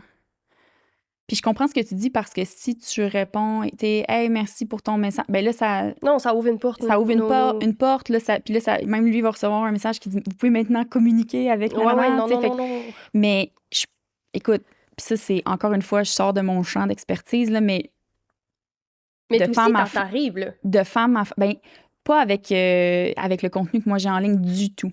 C'est sur Cold Non, mais Wash, juste, mais ton compte perso, mettons, ça arrive. Non. OK. Non, mais mon compte perso, il y a vraiment pas grand-chose dessus. Il est privé. J'ai vraiment pas beaucoup d'abonnés. Le cas que j'ai raconté, c'était quelqu'un que j'avais vu qui comprenait comme pas le message. Ouais. Mais toi, devenant de parfait inconnu, puis un peu comme si les gens, ils s'en permettent parce que tu as une présence en ligne, donc ils ont cette fausse impression-là de te connaître parce que toi, tu es dans leur quotidien, peut-être. Mais il y a quelque chose de tout à fait ouais, ben là, ça arrive. Puis en général, c'est pas problématique dans le sens que, effectivement, les gens qui écoutent les podcasts toutes les semaines, je parle quand même beaucoup de ma vie perso. Fait que des fois, j'ai l'impression même des connaissances ou des amitiés qui, pour moi, on va dire, on est à un niveau 2 sur 10 de proximité. Puis là, j'y recroise ou whatever. Puis là, je sens que pour eux, il y a un niveau 8 sur 10 de proximité, mais c'est complètement unilatéral. Moi, j'ai pas de nouvelles de toi toutes les semaines. Je sais pas comment ça va de ton côté. Fait que, tu sais, cette fausse illusion-là de proximité, dans un contexte comme ça, c'est pas un problème. Tant mieux. Genre, limite, c'est le fun. Tu sais, on peut être... Je sais pas, je trouve qu'on peut connecter peut-être davantage, mais dans un contexte où ça vient d'un homme dans l'idée de dater, le harcèlement, c'est là que je le vois, tu sais, parce que il y a genre, c'est ça, c'est comme des... Je réponds pas pendant comme des semaines, des mois. Puis, tu sais, moi, là, ça arrivait avec seulement une personne qui venait, mettons, aux événements puis tout, que j'ai dû faire de quoi. Fait que ça a toujours resté de l'ordre de ça, des messages, tu sais. Mais j'ai une de mes amies qui, elle a vécu du harcèlement sur des années, là. Tu sais, c'était quelqu'un qui avait un trouble de santé mentale, là, qui était à Pinel, mais comme... Il venait à son lieu de travail, il venait chez eux, à genre, je veux pas donner trop de détails parce que je veux pas que les gens sachent c'est qui, mais c'est comme, ça existe, là, genre, c'est mon ami, là, Ouais. comme, elle a eu, genre, la police pis tout, là, comme ça a duré des années, puis reste que c'est un peu sa voix contre celle du gars. Ouais. Fait que, tu sais, c'est comme tout le temps embêtant, là, mais tu sais, quand il a commencé, tu sais, ça a commencé en ligne, toutes les plateformes, elle le bloquait. Mais non, tu sais, on habite genre au Québec, là, comme tu retrouves quelqu'un facilement. Là. Fait que lieu de travail, peu importe. Ouais, ça a duré des années. Là. Puis écoute, je suis sous l'impression, puis ça, c'est vraiment comme très anecdotique parce que j'ai pas de données là-dessus, là, mais que... En fait, non, je le sais.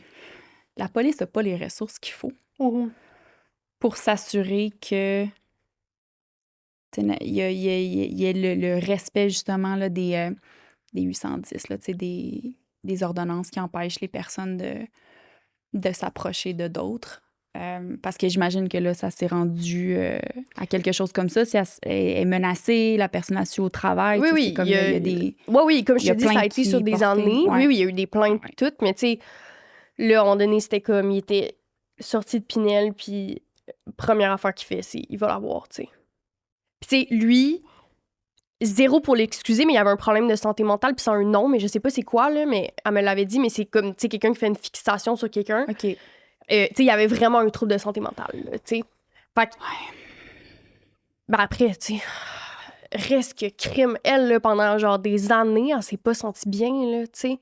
Parce que, comme tu dis, il y avait pas les ressources, il y avait pas les mesures nécessaires pour la protéger. Puis elle a changé ses habitudes, genre... C'est sa vie, fait que je veux pas donner trop de détails, mais comme elle a changé son quotidien pour lui, là. Oui, j'en doute pas. C'est fou! Ça doit l'avoir impacté de façon vraiment notoire. Puis, encore une fois, on parle du fardeau, là. C'est épouvantable de... Ben oui. Bon, là, ça peut se faire aussi, là. Il y a des femmes aussi qui ont des fixations là, oui, sur oui, des absolument. hommes, fait que des deux côtés. Oui. Mais je pense que c'est sûr qu'il y a cette dynamique-là où la femme... de se sentir comme il y a des enjeux pour son intégrité, sa sécurité, physiquement, là, c'est sûr que ça peut jouer Ben oui, de se faire différemment, là. harceler par un homme qui est beaucoup plus Absolument. grand, beaucoup plus fort que toi, ça n'a pas le même impact, veut pas, là. Après, psychologiquement, ça peut être autant difficile, mais c'est ça, tu sais, physiquement, elle, c'était comme... Ça a été qu'il a sauté dessus à un moment donné, puis tout, là. Ah oui, oui, là, comme ça allait loin, là. Ouais. Ah ouais. Puis notre droit canadien étant ce qu'il est, ben le jour où il va arriver quelque chose, monsieur va avoir une défense de troubles mentaux. Ben oui. Voilà. Mais avant de continuer vers une autre histoire, parce qu'on est quand même dans le sujet, Oui. avant le podcast, tu me dis, tu sais, les gens se rendent pas compte, mais comme à Montréal, il y a de la traite humaine, là. Mhm. Puis j'ai envie que tu m'en parles parce que c'est un sujet qui me passionne. Vous comprenez ce que je veux dire? Ouais, c'est vraiment... Je veux pas y croire, je pense que Fait que je me dis, pas ici, c'est impossible. Je pense que tout le monde se dit ça.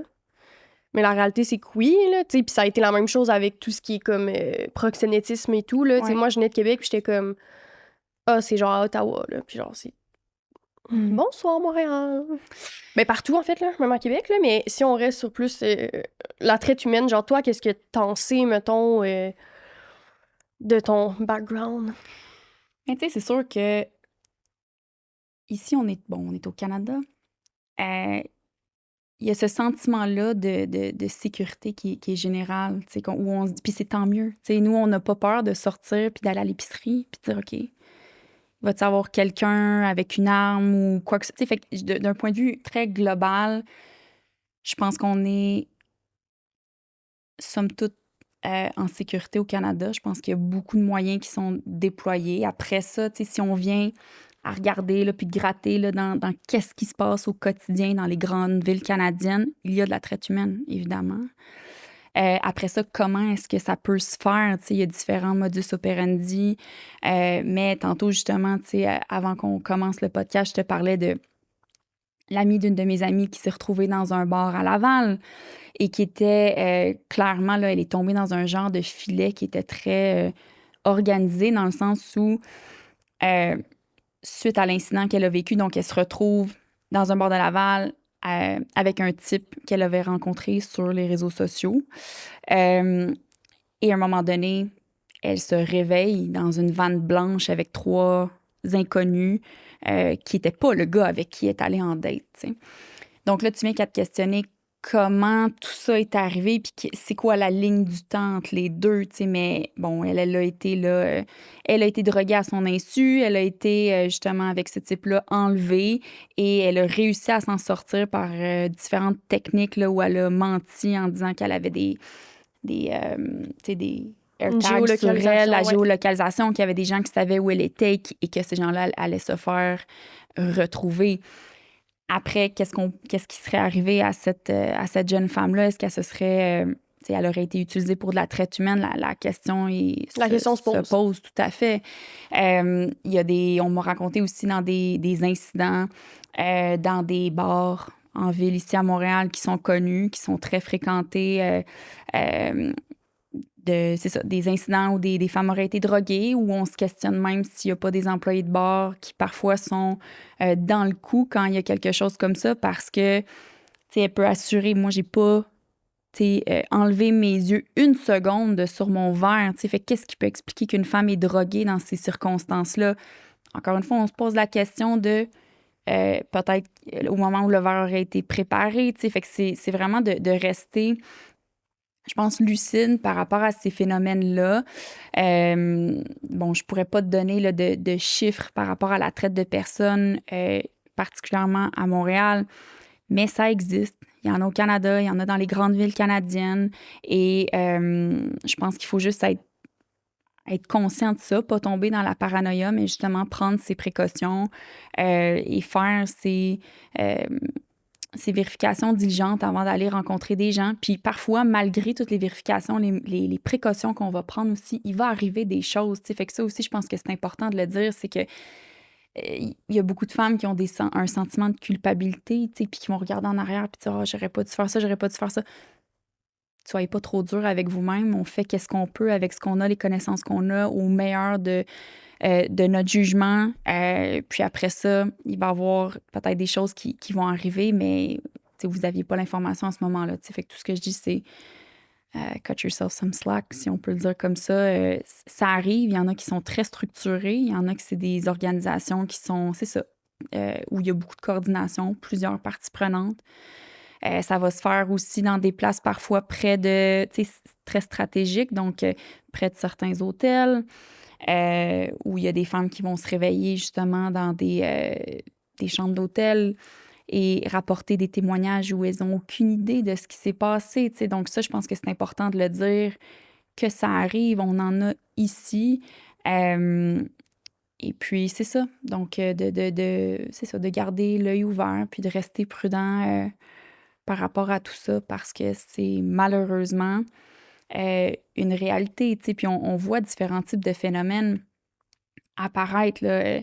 Moi, j'ai pas fréquenté les festivals l'été dernier, mais bon, au Québec, on a vu apparaître ce phénomène-là de piqûre. Tu sais, on sait pas trop d'où ça vient, pourquoi c'est fait, à quoi ça sert, mais tu sais, au final, je pense qu'il y a vraiment une intention peut-être de cultiver de la peur en arrière de tout ça, là, parce que c'est extrêmement débilitant là, de réaliser que, mon Dieu, je suis dans un festival avec toutes mes amies, puis je me suis fait piquer. Tu sais, c'est vraiment, je pense, ça peut être très traumatisant là, de vivre des situations comme ça. J'avais rencontré une jeune femme qui avait fondé un OBNL qui s'appelle Saine et Sauve, et eux se retrouvent justement dans des festivals. Oui, je les connais. Tu les connais, bon, identifiés là, de Chandail Rose. Je pense qu'il y a une super belle mission, puis tu sais, mais oui, ce genre de choses-là arrive, ça arrive ici. Avant, on le voyait, là, c'était des phénomènes qu'on voyait très présents en Europe.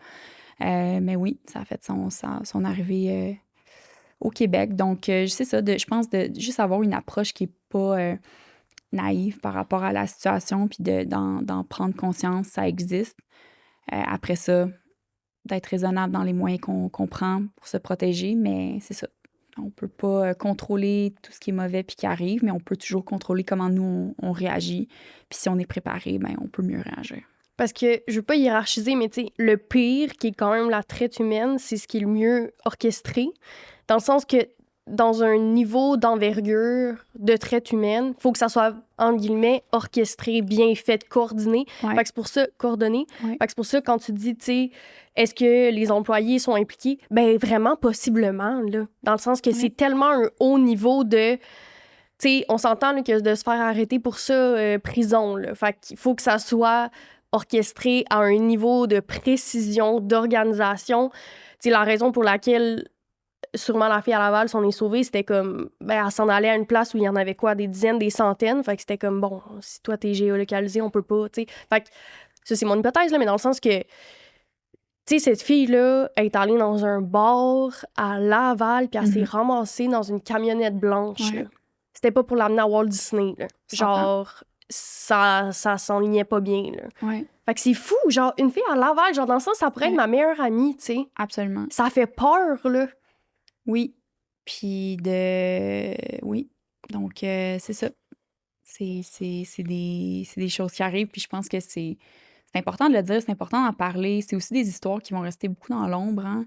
Les gens, comme je disais, on parlait du sentiment de culpabilité. C'est aussi un processus, après ça, si tu veux aller porter plainte, qui est extrêmement compliqué. Tu sais, imagine, tu portes plainte pour quelque chose dont tu te souviens pas. Tu sais, fait qu'en tout cas, je veux... Non, ça, puis genre, tu sais, tu te dis, hey, si les personnes ont été capables de faire ça, puis là, je m'embarque dans une procédure judiciaire, c'est-tu moi qui m'en payer le prix, tu sais? C'est un processus qui, de par les documentaires que j'ai écoutés, semble extrêmement taxant, tu sais, puis difficile. Le système, il est difficile. Tu sais, il y a une partie de moi qui comprend, tu sais, l'importance d'avoir justement... tu sais, même juste avant qu'il y ait des accusations, tu sais, de mettre en accusation quelqu'un, ça prend énormément de preuves. Ça prend un cas qui est très, très, très solide, même juste avant de décider là, si le DPCP va poursuivre. Puis là, ce n'est que le début, tu sais, puis... La camionnette blanche, oublie ça. Là, tu veux faire quoi? Ouais, tu veux faire quoi? C'est une bonne question. Puis, tu sais, peut-être que, là, j'ai pas tous les détails de cette situation. Est-ce que madame a porté plainte ou pas? Je le sais pas. Par contre, oui, c'est ça la question. Tu veux faire quoi? Tu veux commencer par où? Après ça, tu sais, dépendamment de quand tu portes plainte, il va y avoir mais trop médico-légal ou pas. Ben ou, oui, puis Tu sais, mettons, là, dans l'histoire de la camionnette blanche, elle a Compliqué, porté plainte, tu sais, elle pourrait se dire, OK, moi, le gars, là, qui m'a, entre guillemets, enlevé puis m'a amené là, Ouais. c'était qui? Peut-être qu'il y a plein d'informations sur elle, peut-être, tu sais, on le sait pas, mais mettons, ils se sont déjà vus déjà aller chez elle, dans le sens que, comme, t'es retraçable comme personne, là, tu sais, et pas l'inverse, Ouais. là. Donc, juste ça doit arrêter beaucoup de gens, là, dans le processus, là. Ce qui m'amène à un point super important que je voulais vraiment aborder avec toi aujourd'hui, qui était celui de quand on se construit des profils en ligne, Ouais. c'est vraiment important d'être consciencieux de ce qu'on va mettre en ligne sur son profil, de se bâtir un profil que moi j'appelle sécuritaire, justement pour éviter ce genre de situation-là où quelqu'un peut être capable de retracer, tu sais, où tu vis. Puis aujourd'hui, la génération d'applications, de rencontres en ligne, tu sais, il y a cette composante-là qui est super importante, qui est celle de la géolocalisation. Donc, tu vas le voir que la personne avec qui, ton interlocuteur, la personne avec qui tu jases, est à 2 kilomètres de chez toi. Tu sais, même parfois, dans certaines apps, ça va dire exactement la ville dans laquelle la personne est. Si après ça, tu peux utiliser tous les profils qui sont les photos de profil qui sont sur le profil de la personne, tu sais, ça peut prendre un tout petit, un extrait partiel d'un nom de rue, couplé avec un selfie qui a été fait au gym. Puis c'est encore une fois, on est des créatures d'habitude, donc chances are, la photo que tu as mis de toi au gym, on est capable de deviner avec une recherche inversée ou par d'autres moyens, si c'est une grande chaîne qu'on voit un logo, puis ça, c'est où la succursale de où a été prise cette photo-là. C'est très facile avec des photos d'être capable de les contextualiser puis d'essayer de recréer les routines d'une autre personne. Donc, je pense que c'est super important d'être consciencieux de ça quand on met les photos en ligne. Moi, je l'ai vu aussi pour l'anecdote quand j'étais sur les réseaux sociaux, des gens qui sont très précis dans leur description d'emploi. Puis ça, c'était beaucoup des hommes, tu sais. Fait que là, j'étais...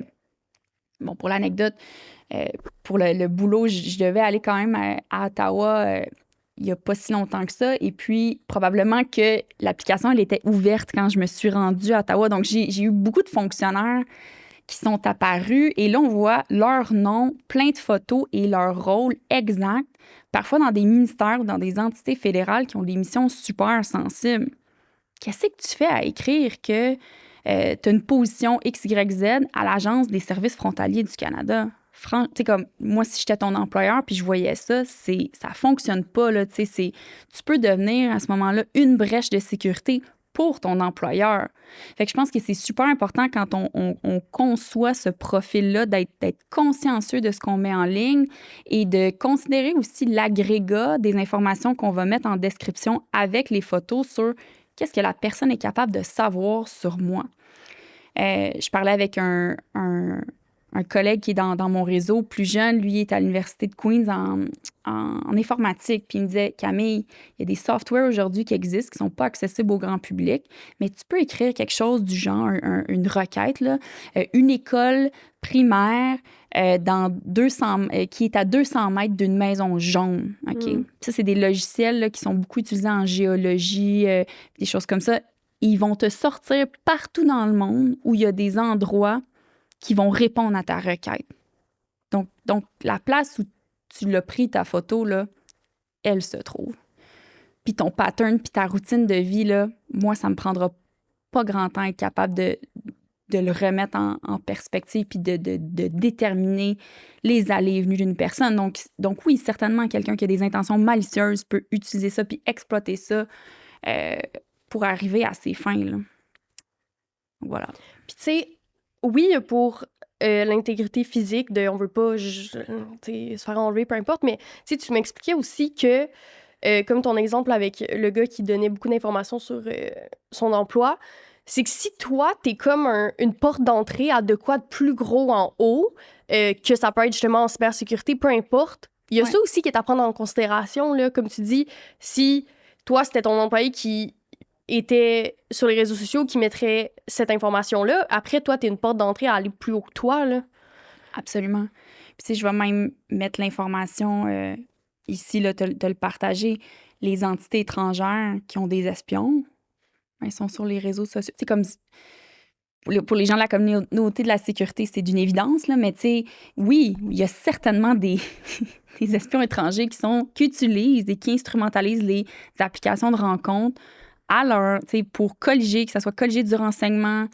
Écoute, oui, et 100%. Et je donnais une formation à l'époque à des fonctionnaires où j'essayais de leur faire prendre conscience de l'empreinte que l'ensemble des informations qui sont disponibles sur eux en ligne peut avoir. Puis ça, c'est vraiment un agrégat. Il faut le voir comme un tout. Sur Facebook, as-tu ta date de fête? OK, parfait.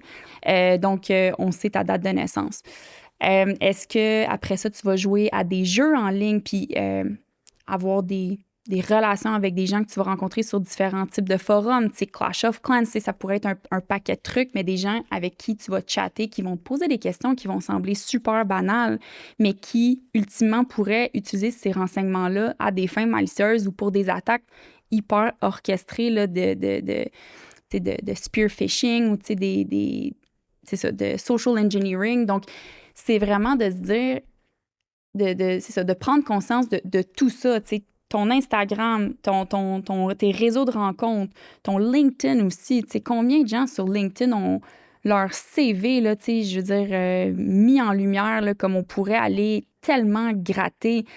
Différents types de fraudes aussi là, qui vont être capables de s'orchestrer à l'aide de ces informations-là. Tu sais, si moi, je le sais que Rosie est présidente de XYZ compagnie, l'employé de Rosie a fait telle chose, c'est quoi les habitudes des deux, comment est-ce que moi, je pourrais créer un courriel destiné à Rosie en utilisant l'intelligence artificielle pour vraiment qu'il y ait une ressemblance à ce que moi, je suis en train de construire puis la façon dont son employé lui parle à l'habitude et maximiser mes chances qu'elle puisse cliquer sur un lien quelconque et se faire attraper. Tu sais, des fraudes du président, on en a vu là, comme ça, des situations comme ça où deux personnes vont justement par une interaction courriel qui est complètement une fabrication de toutes pièces là, de hackers et qui, c'est ça, vont se faire prendre et donc faire des virements qui sont irrécupérables ou quoi que ce soit, là.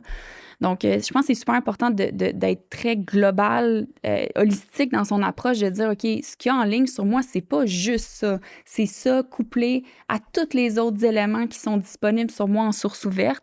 OK, comment est-ce que ça me rend vulnérable à des attaques ou est-ce que des gens prennent avantage de moi là, pour X, Y, Z raison? T'sais? Donc, je pense que c'est ça. C'est important d'en prendre conscience à l'heure du numérique où on est beaucoup là. Ça arrive à n'importe qui. C'est pas une histoire de, comme tu dis, ça arrive juste à des personnes, des présidents, whatever, des personnes connues. T'sais, j'ai travaillé avec une madame, monsieur, madame, tout le monde, là, puis elle s'est fait hacker. Fait que dans le fond, la personne, elle a écrit à moi, mais à comme 15 autres de ses collègues au travail.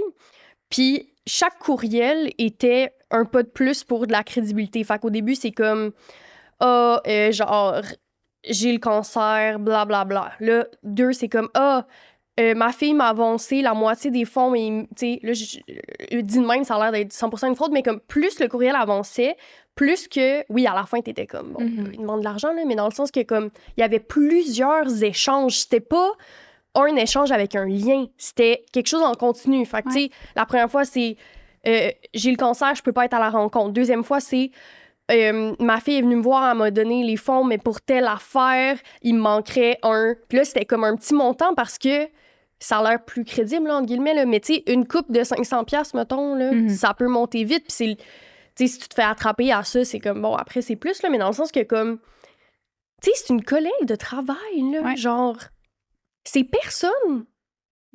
C'était orchestré à un niveau de, comme... Sophistiqué, là. Quand même! Plusieurs échanges. C'est fou, là. Je suis tellement excitée de vous parler d'une nouveauté, d'une nouvelle édition chez Cul-de-sac. La gang, on a créé une édition action. Donc, contrairement aux autres éditions, c'est pas une édition de conversation. C'est un paquet de 100 cartes et dans le paquet, il y a 10 séances guidées pour réveiller le désir. C'est vraiment comme ça que ça a été créé. Je vous donne un exemple. Il y a l'édition, en fait, la micro-édition dans l'édition sensuelle. Donc, dans l'édition sensuelle, tu as 10 actions à faire sur ton ou ta partenaire. Donc, tu prends la carte, tu la lis, dans ta tête, tu la lis dans ta tête et tu agis. Donc, c'est comme si tu offres un massage à l'autre personne. Mais là, oui, il y a l'axe sensuel, mais il y a aussi l'axe BDSM. Il y a Puis là, je veux comme pas vous en dire trop, mais vous avez vraiment 10 séances guidées. Et cette édition-là, ça n'a aucun bon sens. Puis la raison de pourquoi je voulais pas faire une édition qui guide une relation sexuelle complète, c'est parce que la réalité, c'est que quand tu rentres dans le mood, souvent, tu oublies le jeu, puis tu as ta relation sexuelle. Fait que moi, je voulais vraiment créer une édition qui vous accompagne, mais pour éveiller votre désir. Fait que c'est comme des séances qui peuvent aller de, je dirais, 10 minutes à 30 minutes, dépendamment de... c'est vous qui décidez. C'est vous qui décidez. Donc, je suis tellement excitée. En tout cas, ça, c'est édition coup de cœur. Sur ce... en plus, j'ai un code promo. Podcast 10. Vous pouvez aller sur le site apérosexo.com. Puis c'est que là, on peut s'imaginer ça, justement, avec toutes les avancées de l'intelligence artificielle, comment ça peut être de plus en plus raffiné. Tu sais, imagine, parce que différents types d'attaques cyber, mais souvent, ça va prendre du temps, tu sais, dans le sens où on va rentrer dans une réseautique et là, il y a de la surveillance qui va être faite pour voir, mettons, c'est quoi les comportements d'un ministère, d'un organisme, d'une entreprise, comment les gens interagissent entre eux, puis tout ça. Mais si moi, j'ai accès aux boîtes courriel de tout le monde puis que je peux aller voir justement comment toi et Yvonne, vous avez des interactions, ben là, je mets tout ça dans un logiciel d'intelligence artificielle génératif qui va être capable de me dire, OK, ben me donner un courriel qui est vraiment très, très, très près de ce que vous pourriez là, vous échanger ou un courriel type. C'est rendu très, très, très facile. C'est ça, en fait, que j'essaie de dire, c'est que les outils d'AI sont tellement démocratisés à l'heure actuelle qu'on peut certainement les utiliser pour raffiner des attaques à des fins c'est ça, de façon malicieuse, oui. On en lit un dernier, parce oui, que là, okay. Ça fait déjà 1h30. Oh my God, OK. Mais, ouais, un petit dernier. T'en as-tu un préféré, genre? Il y a les 6-7 qui sont pas longs.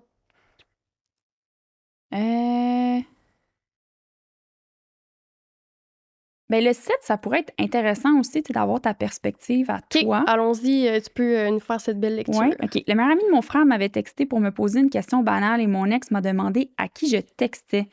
J'ai dit que c'était le meilleur ami de mon frère, qu'il était un peu, j'imagine que le mot c'est sous, en mode, je savais pas s'il essayait de me cruiser ou s'il était juste overly sympathique avec moi en général. Donc, mon ex m'a traité d'hypocrite parce que, selon sa logique, je ne peux pas répondre à la question du meilleur ami de mon frère qui a 15 ans et qui aurait un crush sur moi. Donc, il a crash out et il a essayé de fracasser sa tête sur ma table de cuisine en vitre. J'ai vraiment eu peur pour ma sécurité. Heureusement, je ne suis plus avec depuis un bout. Ça, je trouve ça super intéressant parce que, bon, là, l'histoire le dit pas exactement. Ça faisait combien de temps que ces personnes-là étaient ensemble, mais des comportements violents, puis c'est encore là, à l'extérieur de mon champ d'expertise à moi, mais ça peut prendre du temps là, avant d'apparaître. Oui, parce que là, il y a eu un trigger, puis il y a eu sa réaction. Puis tu sais, ce qu'on voit beaucoup en violence conjugale, c'est que la réaction numéro 1, c'est, on va dire, 1 sur 10. Réaction numéro 2, là, tu montes tout le temps d'un cran. Puis plus que la personne, tu sais, des fois, c'est pas conscient, mais plus que ces personnes-là qui sont honnêtement manipulateurs, comme qui ont vraiment un fond manipulateur, là, qui se rendent pas compte de leurs actions, mais plus que tu prends pour acquis la personne, plus que tu passes de temps avec, puis tu sais, veux pas, c'est souvent un cercle aussi de comme situation de danger, situation violente, lune de miel qui continue, mais les premiers signes, c'est peut-être, on va dire, ça commence que tu fais quelque chose comme ça, il te parle pas pendant 2 heures.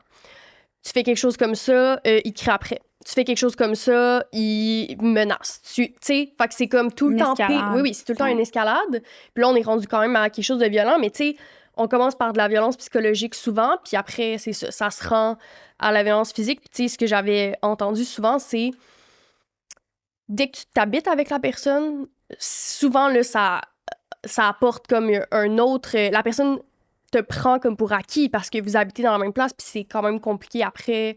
Fait qu'il y a comme un niveau de plus de...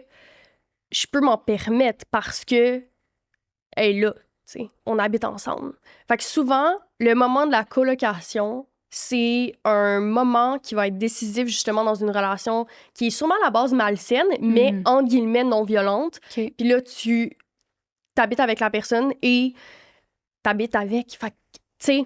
Ça va exacerber Ben oui! Cette dynamique-là. Puis là, peut-être qu'avant, tu t'en rends pas compte, mais il t'a isolé dans les premiers mois que vous parliez, par exemple. Puis là, je sais que je généralise avec un homme, mais c'est souvent ça, la situation en violence conjugale. Mais mettons, il t'isole. Fait que là, vous déménagez ensemble, puis t'as plus aucun repère, t'as plus, tu sais, tes proches, ou ça fait longtemps que tu leur as parlé, fait que t'es pris, tu sais, fait que souvent, c'est quelque chose qui est orchestré aussi, là, à plusieurs autour, tu sais, puis après, bon, il y a des gens qui sont plus vulnérables aussi, fait qu'ils tombent, en guillemets, plus rapidement dans le panneau, puis là, ils se font gaslight, puis, fait que, tu sais, tout ça est malheureusement très souvent calculé, parfois inconscient, parfois pas, mais, tu sais, ça sonne un peu, bon, tout était correct, puis là, il y a eu un trigger, puis il me pète une coche, tu sais, mais il y a peut-être eu des signes avant, là, mais les signes avant, souvent, c'est comme quelque chose que tu vois de façon anodine, là, tu sais, tu te dis, bon, tu sais, il a haussé le ton sur moi, mais 95% du temps, il est fin, tu sais. Ouais. Je poserais l'hypothèse, puis tu sais, je le sais pas, là, mais à toi de me corriger. Est-ce que une personne victime qui réagit pas, c'est un indicateur que la prochaine fois, la personne qui fait de la violence peut en faire plus, puis tu sais, aller plus loin? J'imagine que c'est ça aussi. J'avais été en relation avec un gars, puis j'avais vu mon psychologue, puis j'avais dit, j'ai vraiment besoin de gérer mes émotions. Puis il était comme, pourquoi tu me dis ça? Puis j'ai dit, mais là, j'arrête pas de crier sur mon chum, je pogne tout le temps comme les nerfs pis tout, puis il était comme, non, mais c'est quoi le trigger avant? Puis là, je disais, ben, mettons, il me disait, je sais pas, là, mettons, c'est que je veux pas donner des exemples précis, mais j'étais dans une relation abusive avec quelqu'un qui me mettait tout le temps dans des situations super inconfortables, qui était méchant avec moi, que ça soit par tu sais, que ça soit hausser le ton ou juste m'insulter. Puis moi, ça me faisait vivre des émotions, évidemment, de colère. Puis il était comme, Rosie, si je te dis de vivre tes émotions de colère, tu te soumets à lui encore plus. Parce que tu lui dis que c'est correct. Là, t'arrives en thérapie aujourd'hui, puis tu me dis que tu veux te gérer parce que tu vis des émotions de colère. Puis il était comme, si t'étais arrivé, puis tu vivais aucune émotion, j'aurais eu peur pour ta sécurité parce que tu le banalises ou tu sais. Fait qu'il était comme, c'est fou comment. Tu sais, ça, ce que je faisais, c'est de la violence réactionnelle, là, dans le sens que c'est moi après qui pognais les nerfs ou qui était en colère. Petit à petit, des fois, à la fin, je réagissais plus, là, mais tu sais, ça dépend. Mais quand tu fais de la violence réactionnelle, c'est une autre façon de t'aveugler à la relation abusive dans laquelle t'es. Parce que toi aussi, tu pognes les nerfs. Toi aussi, tu lèves le ton. Toi aussi, t'insultes. Mais avant, il t'a rendu dans cet état-là. Est-ce que quand ça arrivait, il te faisait sentir comme si c'était vraiment toi l'enjeu? Ben oui, tout le temps. c'est sûr, ben oui. Comme si Ça a c'était toi là, qui commencé- était déséquilibré, Ben oui, que c'était toi ça qui a commencé à pas grand-chose, puis c'est devenu plus gros. Fait que, tu sais, je me suis pas rendu compte à quel point ça l'avait escaladé, justement parce que, en me défendant, je pognais les nerfs. Fait que, tu sais, il arrivait aussi à me faire croire que c'était moi le problème parce que moi, je pognais les nerfs. Fait que, ça peut devenir une relation comme abusive des deux côtés, mais c'est ça. Il y en a un qui abuse, puis l'autre qui réagit à l'abus. Puis de réagir à l'abus, souvent, c'est quelque chose qui va être fait au début. Fait que là, justement, t'es comme dans la violence réactionnelle. Fait que tu te dis comme, c'est moi le problème, blablabla. Puis après, tu tombes dans... Des fois, t'arrêtes aussi de réagir, là. Fait que t'es comme pogné là-dedans parce qu'il te fait croire pendant des mois que c'était toi le problème, dans le fond, là. Puis tu sais, c'est exactement ça, là. La situation là, qu'on vient de lire, là, c'est lui qui a dit, limite, comme t'es en train de me tromper, là. Fait que là, elle aurait pu se dire, mais voyons, c'est moi le problème. C'est moi qui l'ai, en guillemets, trompé. Fait que c'est bien correct qu'il fracasse la tête sur la table, tu sais. Fait que c'est ça, tout le temps. C'est tout le temps des situations de même, là. J'ai reçu il y a 3 semaines, Vicky qui est avocate puis qui est survivante de violence conjugale. Puis c'est une avocate en droit criminel. Puis tout, tu sais, tu penses que ça arrive juste à des personnes vulnérables, tu sais. Puis tellement pas parce que, justement, c'est orchestré d'une façon. Puis la violence conjugale, c'est pas pour rien, genre, que ça se rend dans des situations où souvent la femme est pas capable de quitter. Elle revient. Tu sais, tout ça est calculé. Il y a de la manipulation là-dedans. Là. C'est pas des femmes pas fortes, vulnérables, incapables de. Non, là, c'est pas ça. Mais c'est vu de cette façon-là.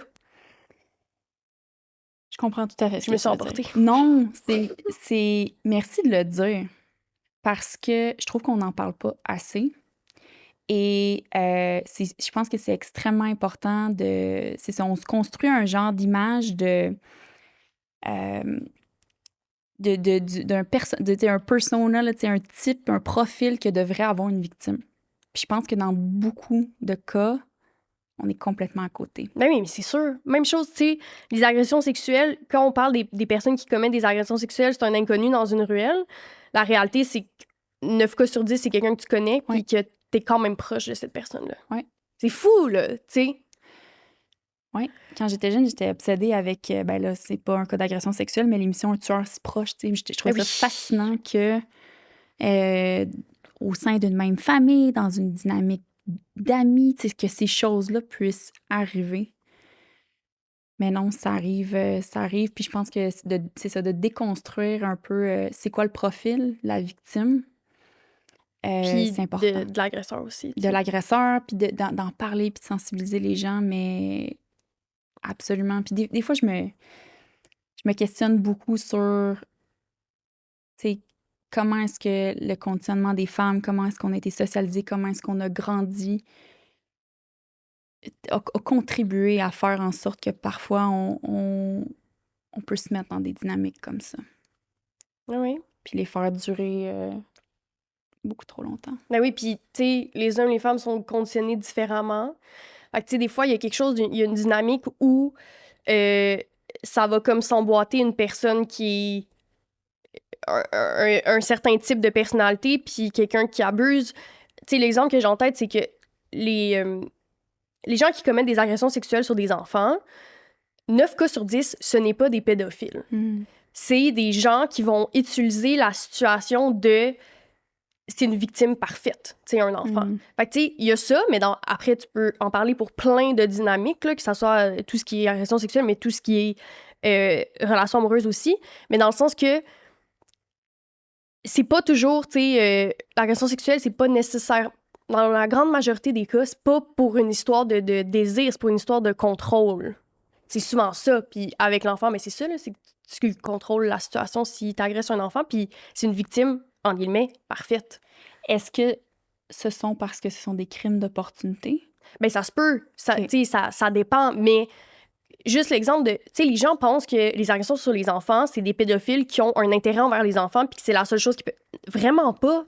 C'est que l'enfant, c'est quelqu'un de vulnérable, souvent que tu as accès, parce qu'un adulte avec un enfant, vous allez être laissés ensemble. Fait que c'est des gens qui, parfois, sont pas capables d'avoir des relations significatives avec des femmes de leur âge, par exemple. Ça, c'est un type, c'est pas juste ça, là. Mais fait en sorte que, justement, un enfant, c'est parfait, tu sais. Puis il va réussir à créer une dynamique, tu sais, souvent avec une dynamique où, tu sais, dans les cas de soit d'inceste ou d'agression envers les enfants, l'enfant ne voit pas l'adulte comme une mauvaise personne, là. Fait que, tu sais, ça crée souvent un lien même de proximité. Tu sais, on en entend, là, des histoires que, par exemple, un petit gars s'est fait abuser par son beau-père pendant des années, puis là, il y a une séparation, puis le petit gars a perdu cette figure-là qui était aimante avec lui, qui lui donnait du temps. Puis tu sais, quand t'es jeune, tu vois pas nécessairement ce qui est bon, ce qui est mauvais, là. Mais c'est pour ça que, tu sais, ça arrive, ces situations-là, là. C'est épouvantable. Je sais. C'est épouvantable. J'ai comme pas d'autres mots, ça me met extrêmement à l'envers d'abuser d'une personne qui est dans une situation où son statut, là, il la rend plus vulnérable. Puis, tu sais, ça, tu parlais de contrôle tantôt, tu sais, de prendre avantage de ça pour commettre un crime. Écoute, je trouve ça épouvantable. Oui, puis tu sais, là, on rentre pas là-dedans, mais tu sais, tout ce qui est agression sexuelle, c'est la voie de l'un contre l'autre. Ouais, c'est très difficile. Fait que comme enfant, encore une fois, c'est pas une bonne personne pour expliquer des faits, puis tout. Fait que, tu sais, c'est comme la raison pour laquelle les personnes plus jeunes, les ados même, sont souvent plus victimes d'agressions sexuelles que des personnes à l'âge adulte. Même si, à l'âge adulte, tu croises plus de monde, t'as des relations sexuelles, dans un contexte souvent plus propice dans le sens, si tu regardes les facteurs, bon, ben, t'as été, par exemple, intoxiqué, tu vas en date, whatever. Il y a beaucoup d'agressions sexuelles chez les jeunes parce que, justement, tu veux faire quoi, tu sais? La petite fille, on va dire, qui a 12 ans, là, que t'es son beau-père, t'es son moniteur, peu importe, là. T'es une figure d'autorité sur elle. Ouais. Puis c'est très spécifique. Tu sais, j'ai eu un cours à l'université qui était vraiment comme de la psychologie d'entrevue, d'enquête. Puis le prof qui était le psychologue judiciaire de la Sûreté du Québec, Michel Saint-Yves, je pense qu'il s'est retraité récemment, mais c'est vraiment intéressant. Il a écrit un livre, lui, qui explique vraiment comment mener des entrevues d'enquête qui sont dépendamment de toi qui assis en face de toi, tu sais. Un enfant versus un ado versus justement la victime, un témoin, parce qu'on peut pas dire un suspect, mais le témoin. Et je trouvais ça fascinant. Et même parce que la mémoire, hein, c'est tellement complexe, la façon dont ça fonctionne. Des fois, tu vas parler de certains éléments. Là, il y a quelque chose d'autre qui va te donner accès. Ah oui, puis là, il est arrivé ça. Puis d'une entrevue à l'autre, disons qu'on parle du même sujet, on n'aura pas la même conversation parce qu'il y a des choses que tu vas te souvenir peut-être la deuxième ou troisième fois qu'on va en parler, mais tu ne pouvais pas te souvenir de ces éléments-là la première fois. Et oui, c'est très difficile de mener ces entrevues-là avec et de pouvoir aller colliger des témoignages c'est ça, il y a énormément d'obstacles à être capable de. Puis après ça, on n'a même pas parlé encore là, d'utiliser ça en preuve, là, tu sais, qu'il y ait d'autres Oui. enjeux, mais Tu sais, à c'est l'âge très compliqué. adulte, on se fait gaslight, on se fait croire que c'est nous le problème ou, tu sais, dans une situation d'agression sexuelle, le nombre de victimes qui se sentent mal d'avoir bu un verre de trop, d'avoir pas regardé son verre. Tu sais, imagine comment un enfant, c'est possible de le faire douter si nous, à l'âge adulte, on doute sans cesse. Même, tu sais, dans une situation d'agression sexuelle, là, quand tu vas aller te faire interroger, ils vont te poser des questions super précises sur tout. Puis la réalité, tu t'en rappelles pas, là. De plein d'affaires que tu t'en rappelles pas, de détails, là. Fait que, tu sais, La couleur des rideaux. Tu sais? Excusez. Non, Plus fort mais que moi. à l'aide, là. C'est épouvantable. C'est On finit l'épisode frustré. Oui, non, c'est ça. On finit Mais t'as-tu, mettons, des conseils. ouais, Hein? dernier conseil Je vais reprendre, je m'étais fait avant des de petites clore? notes pour vous. Tu sais, je pense que pour moi, il y a 3 volets. Le premier, c'est de te bâtir, c'est ça, un profil qui est sécuritaire. On en a parlé tantôt, de vraiment limiter l'agrégat de données. Il y a aussi je sais pas si tu avais vu ça passer, mais il y avait une application qui était américaine, je pense que ça s'appelait T, et c'était pour des femmes qui allaient faire des vérifications diligentes sur des hommes. Tu sais, fait qu'ils allaient regarder, demander des références, en tout cas, et l'ensemble de ces données-là, donc il y avait un mécanisme assez rigoureux pour entrer sur l'app, dont des photos, vérification d'identité des femmes pour savoir, tu sais, qu'elles étaient bien qui elles disaient être et avoir accès au T. Et l'ensemble des données qu'il y avait sur l'application ont été coulées, là, donc piratées et relayées en ligne, puis tout ça, jusqu'à même révéler l'adresse de certaines femmes. Tu sais, fait que c'est épouvantable. Bref, oui, de faire très attention à ce qu'on met en ligne, de le considérer avec l'ensemble du reste des choses qu'on a également en ligne. Pas d'informations qui pourraient justement permettre à quelqu'un de retracer où vous demeurez ou là où vous avez vos habitudes, tu sais, que ce soit votre café préféré, la bibliothèque de l'école que vous fréquentez souvent ou peu importe, là, le gym. Tu sais, c'est vraiment d'essayer d'être consciencieux de ce qu'on met en ligne puis de toujours se dire... Moi, je me donne la règle de tout ce que je mets, si demain matin, c'était coulé sur Internet accessible à tous, je peux vivre avec ça. T'sais, fait que, ou si ça peut peut-être orienter le choix éditorial de certaines choses, certaines photos et tout ça. Quelque chose aussi, donc les vérifications diligentes, avant de rencontrer quelqu'un, ça serait vraiment le deuxième volet, j'aime pas le mot background check, là, c'est peut-être un petit peu intense, Non, mais on comprend. mais d'aller voir là, que, encore une fois, la personne, elle est bien qui elle dit être. Et en posant les questions, même si parfois ça peut être inconfortable, mais de prendre son temps, de poser des questions, d'aller faire de la recherche quand on a des doutes. Tu sais, quelqu'un, je vais donner cet exemple-là, mais il vous dit, moi, je suis un entrepreneur. Mais le registre des entreprises du Québec met en lumière beaucoup d'informations qui sont accessibles à toutes et à tous.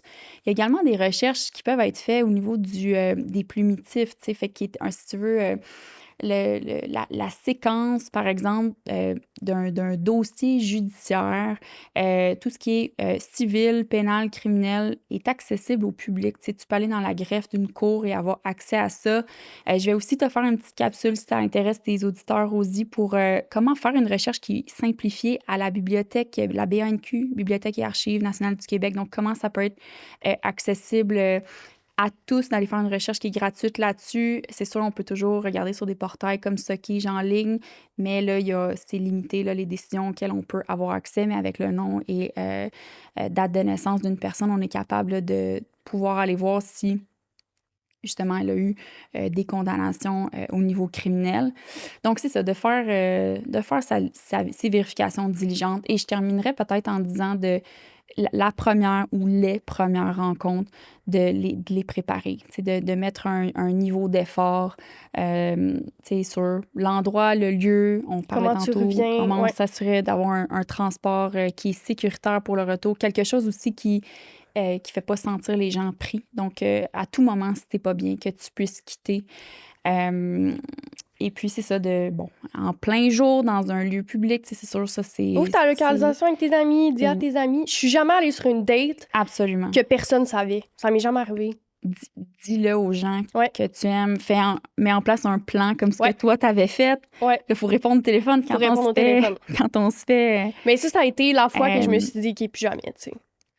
Mais en même temps, tu sais, je veux dire, des fois, ça peut arriver. Moi, des fois, je peux entrer en conversation avec quelqu'un, être comme tellement absorbée dans ma conversation. J'oublie tout ce qui se passe, mais... Dans le sens que, comme, tu sais, on en avait parlé, puis ça a dû être pas le fun, là, le moment de panique, là, tu sais. Fait que je pense que c'est important aussi de suivre le plan, là. Absolument. De suivre le plan, de bien choisir le lieu, de le dire à une personne de confiance, de pouvoir, là, c'est savoir son moyen de transport, de mettre en lumière aussi ses limites, même si ça peut être difficile. On le disait tantôt, ça peut... donner lieu à des conversations qui sont peut-être plus inconfortables, mais nécessaires, surtout pour voir comment les deux parties là, vont réagir. Que des mensonges aussi sur qui la personne dit être, sur le lieu. Tu sais, quelqu'un qui change un plan à la dernière minute, ça peut être vraiment inconfortable. Si vous le sentez pas, n'allez-y pas. Des mensonges aussi sur qu'est-ce qui pourrait avoir un impact sur le consentement, tu sais, donc la santé sexuelle, port du condom, contraception, consommation, tu sais, tout ça. Le fait de filmer, tu sais, comme on pourrait être vraiment super large, mais de faire vraiment attention, justement, porter une attention là-dessus, aux mensonges par rapport à ça. Et si je peux terminer en disant une chose, écoutez votre instinct. Vous le savez quand ça va pas. On a commencé avec ça, puis on finit avec ça. On le sait quand ça va pas. Ouais. Faut arrêter de rationaliser. Arrêter de se sentir mal, de douter aussi. Ça va pas, tu t'en vas. Tu le sens pas, tu y vas pas. Tu sais, ça a l'air plus facile à dire qu'à faire, là, j'en conviens. Là, je sais que je suis loin d'être parfaite, moi non plus, là, dans le sens où j'en ai fait des erreurs, où il y a des choses dans le passé que je regarde, ça, j'aurais peut-être dû m'y prendre un petit peu différemment. Mais c'est ça, soyez pas trop dur avec vous-même, écoutez-vous, mettez vos limites. Merci tellement, Camille. Merci à toi. C'est belle invitation, c'était le fun. Je suis contente. Très cool. J'ai vraiment aimé ça. On a couvert plein de sujets. Je suis contente d'avoir lu les témoignages des gens puis de voir que c'est pas si loin de nous là, d'être dans des situations de danger, d'inconfort, de donner des bons trucs. Merci. On peut suivre. Je vais mettre ta compagnie en description et ton podcast. Super. Ben merci pour l'invitation. C'était vraiment cool d'être avec toi aujourd'hui. Puis ciao, Rosie. À bientôt. À la semaine prochaine. Bye. Je tiens à remercier nos 2 partenaires officiels qui rendent la saison 4 du balado possible. On a Séduction. Si tu as envie de pimenter ta vie sexuelle ou de mieux te connaître, chez Séduction, on t'écoute, on t'équipe, on te guide. Le plaisir commence ici. Et on a aussi Cul-de-sac, les jeux de conversation intimes créés par Apérosexo où toutes les questions ont été rédigées par des professionnels en sexologie. Donc, que ça soit pour jouer en couple, entre amis, en date, si vous voulez des conversations plus deep, Cul-de-sac est là pour vous avec ses 4 éditions à jouer dans différents contextes. Je tiens aussi à remercier toutes les personnes qui rendent ce beau projet possible. Merci à Gabriel Boutin pour la photo de la saison 4, Fred Tagvorian pour la musique, le Studio SF qui nous accueille à toutes les semaines, Small Medium Large qui se sont occupés de tout notre design intérieur. Soyez au rendez-vous tous les lundis. On se voit la semaine prochaine!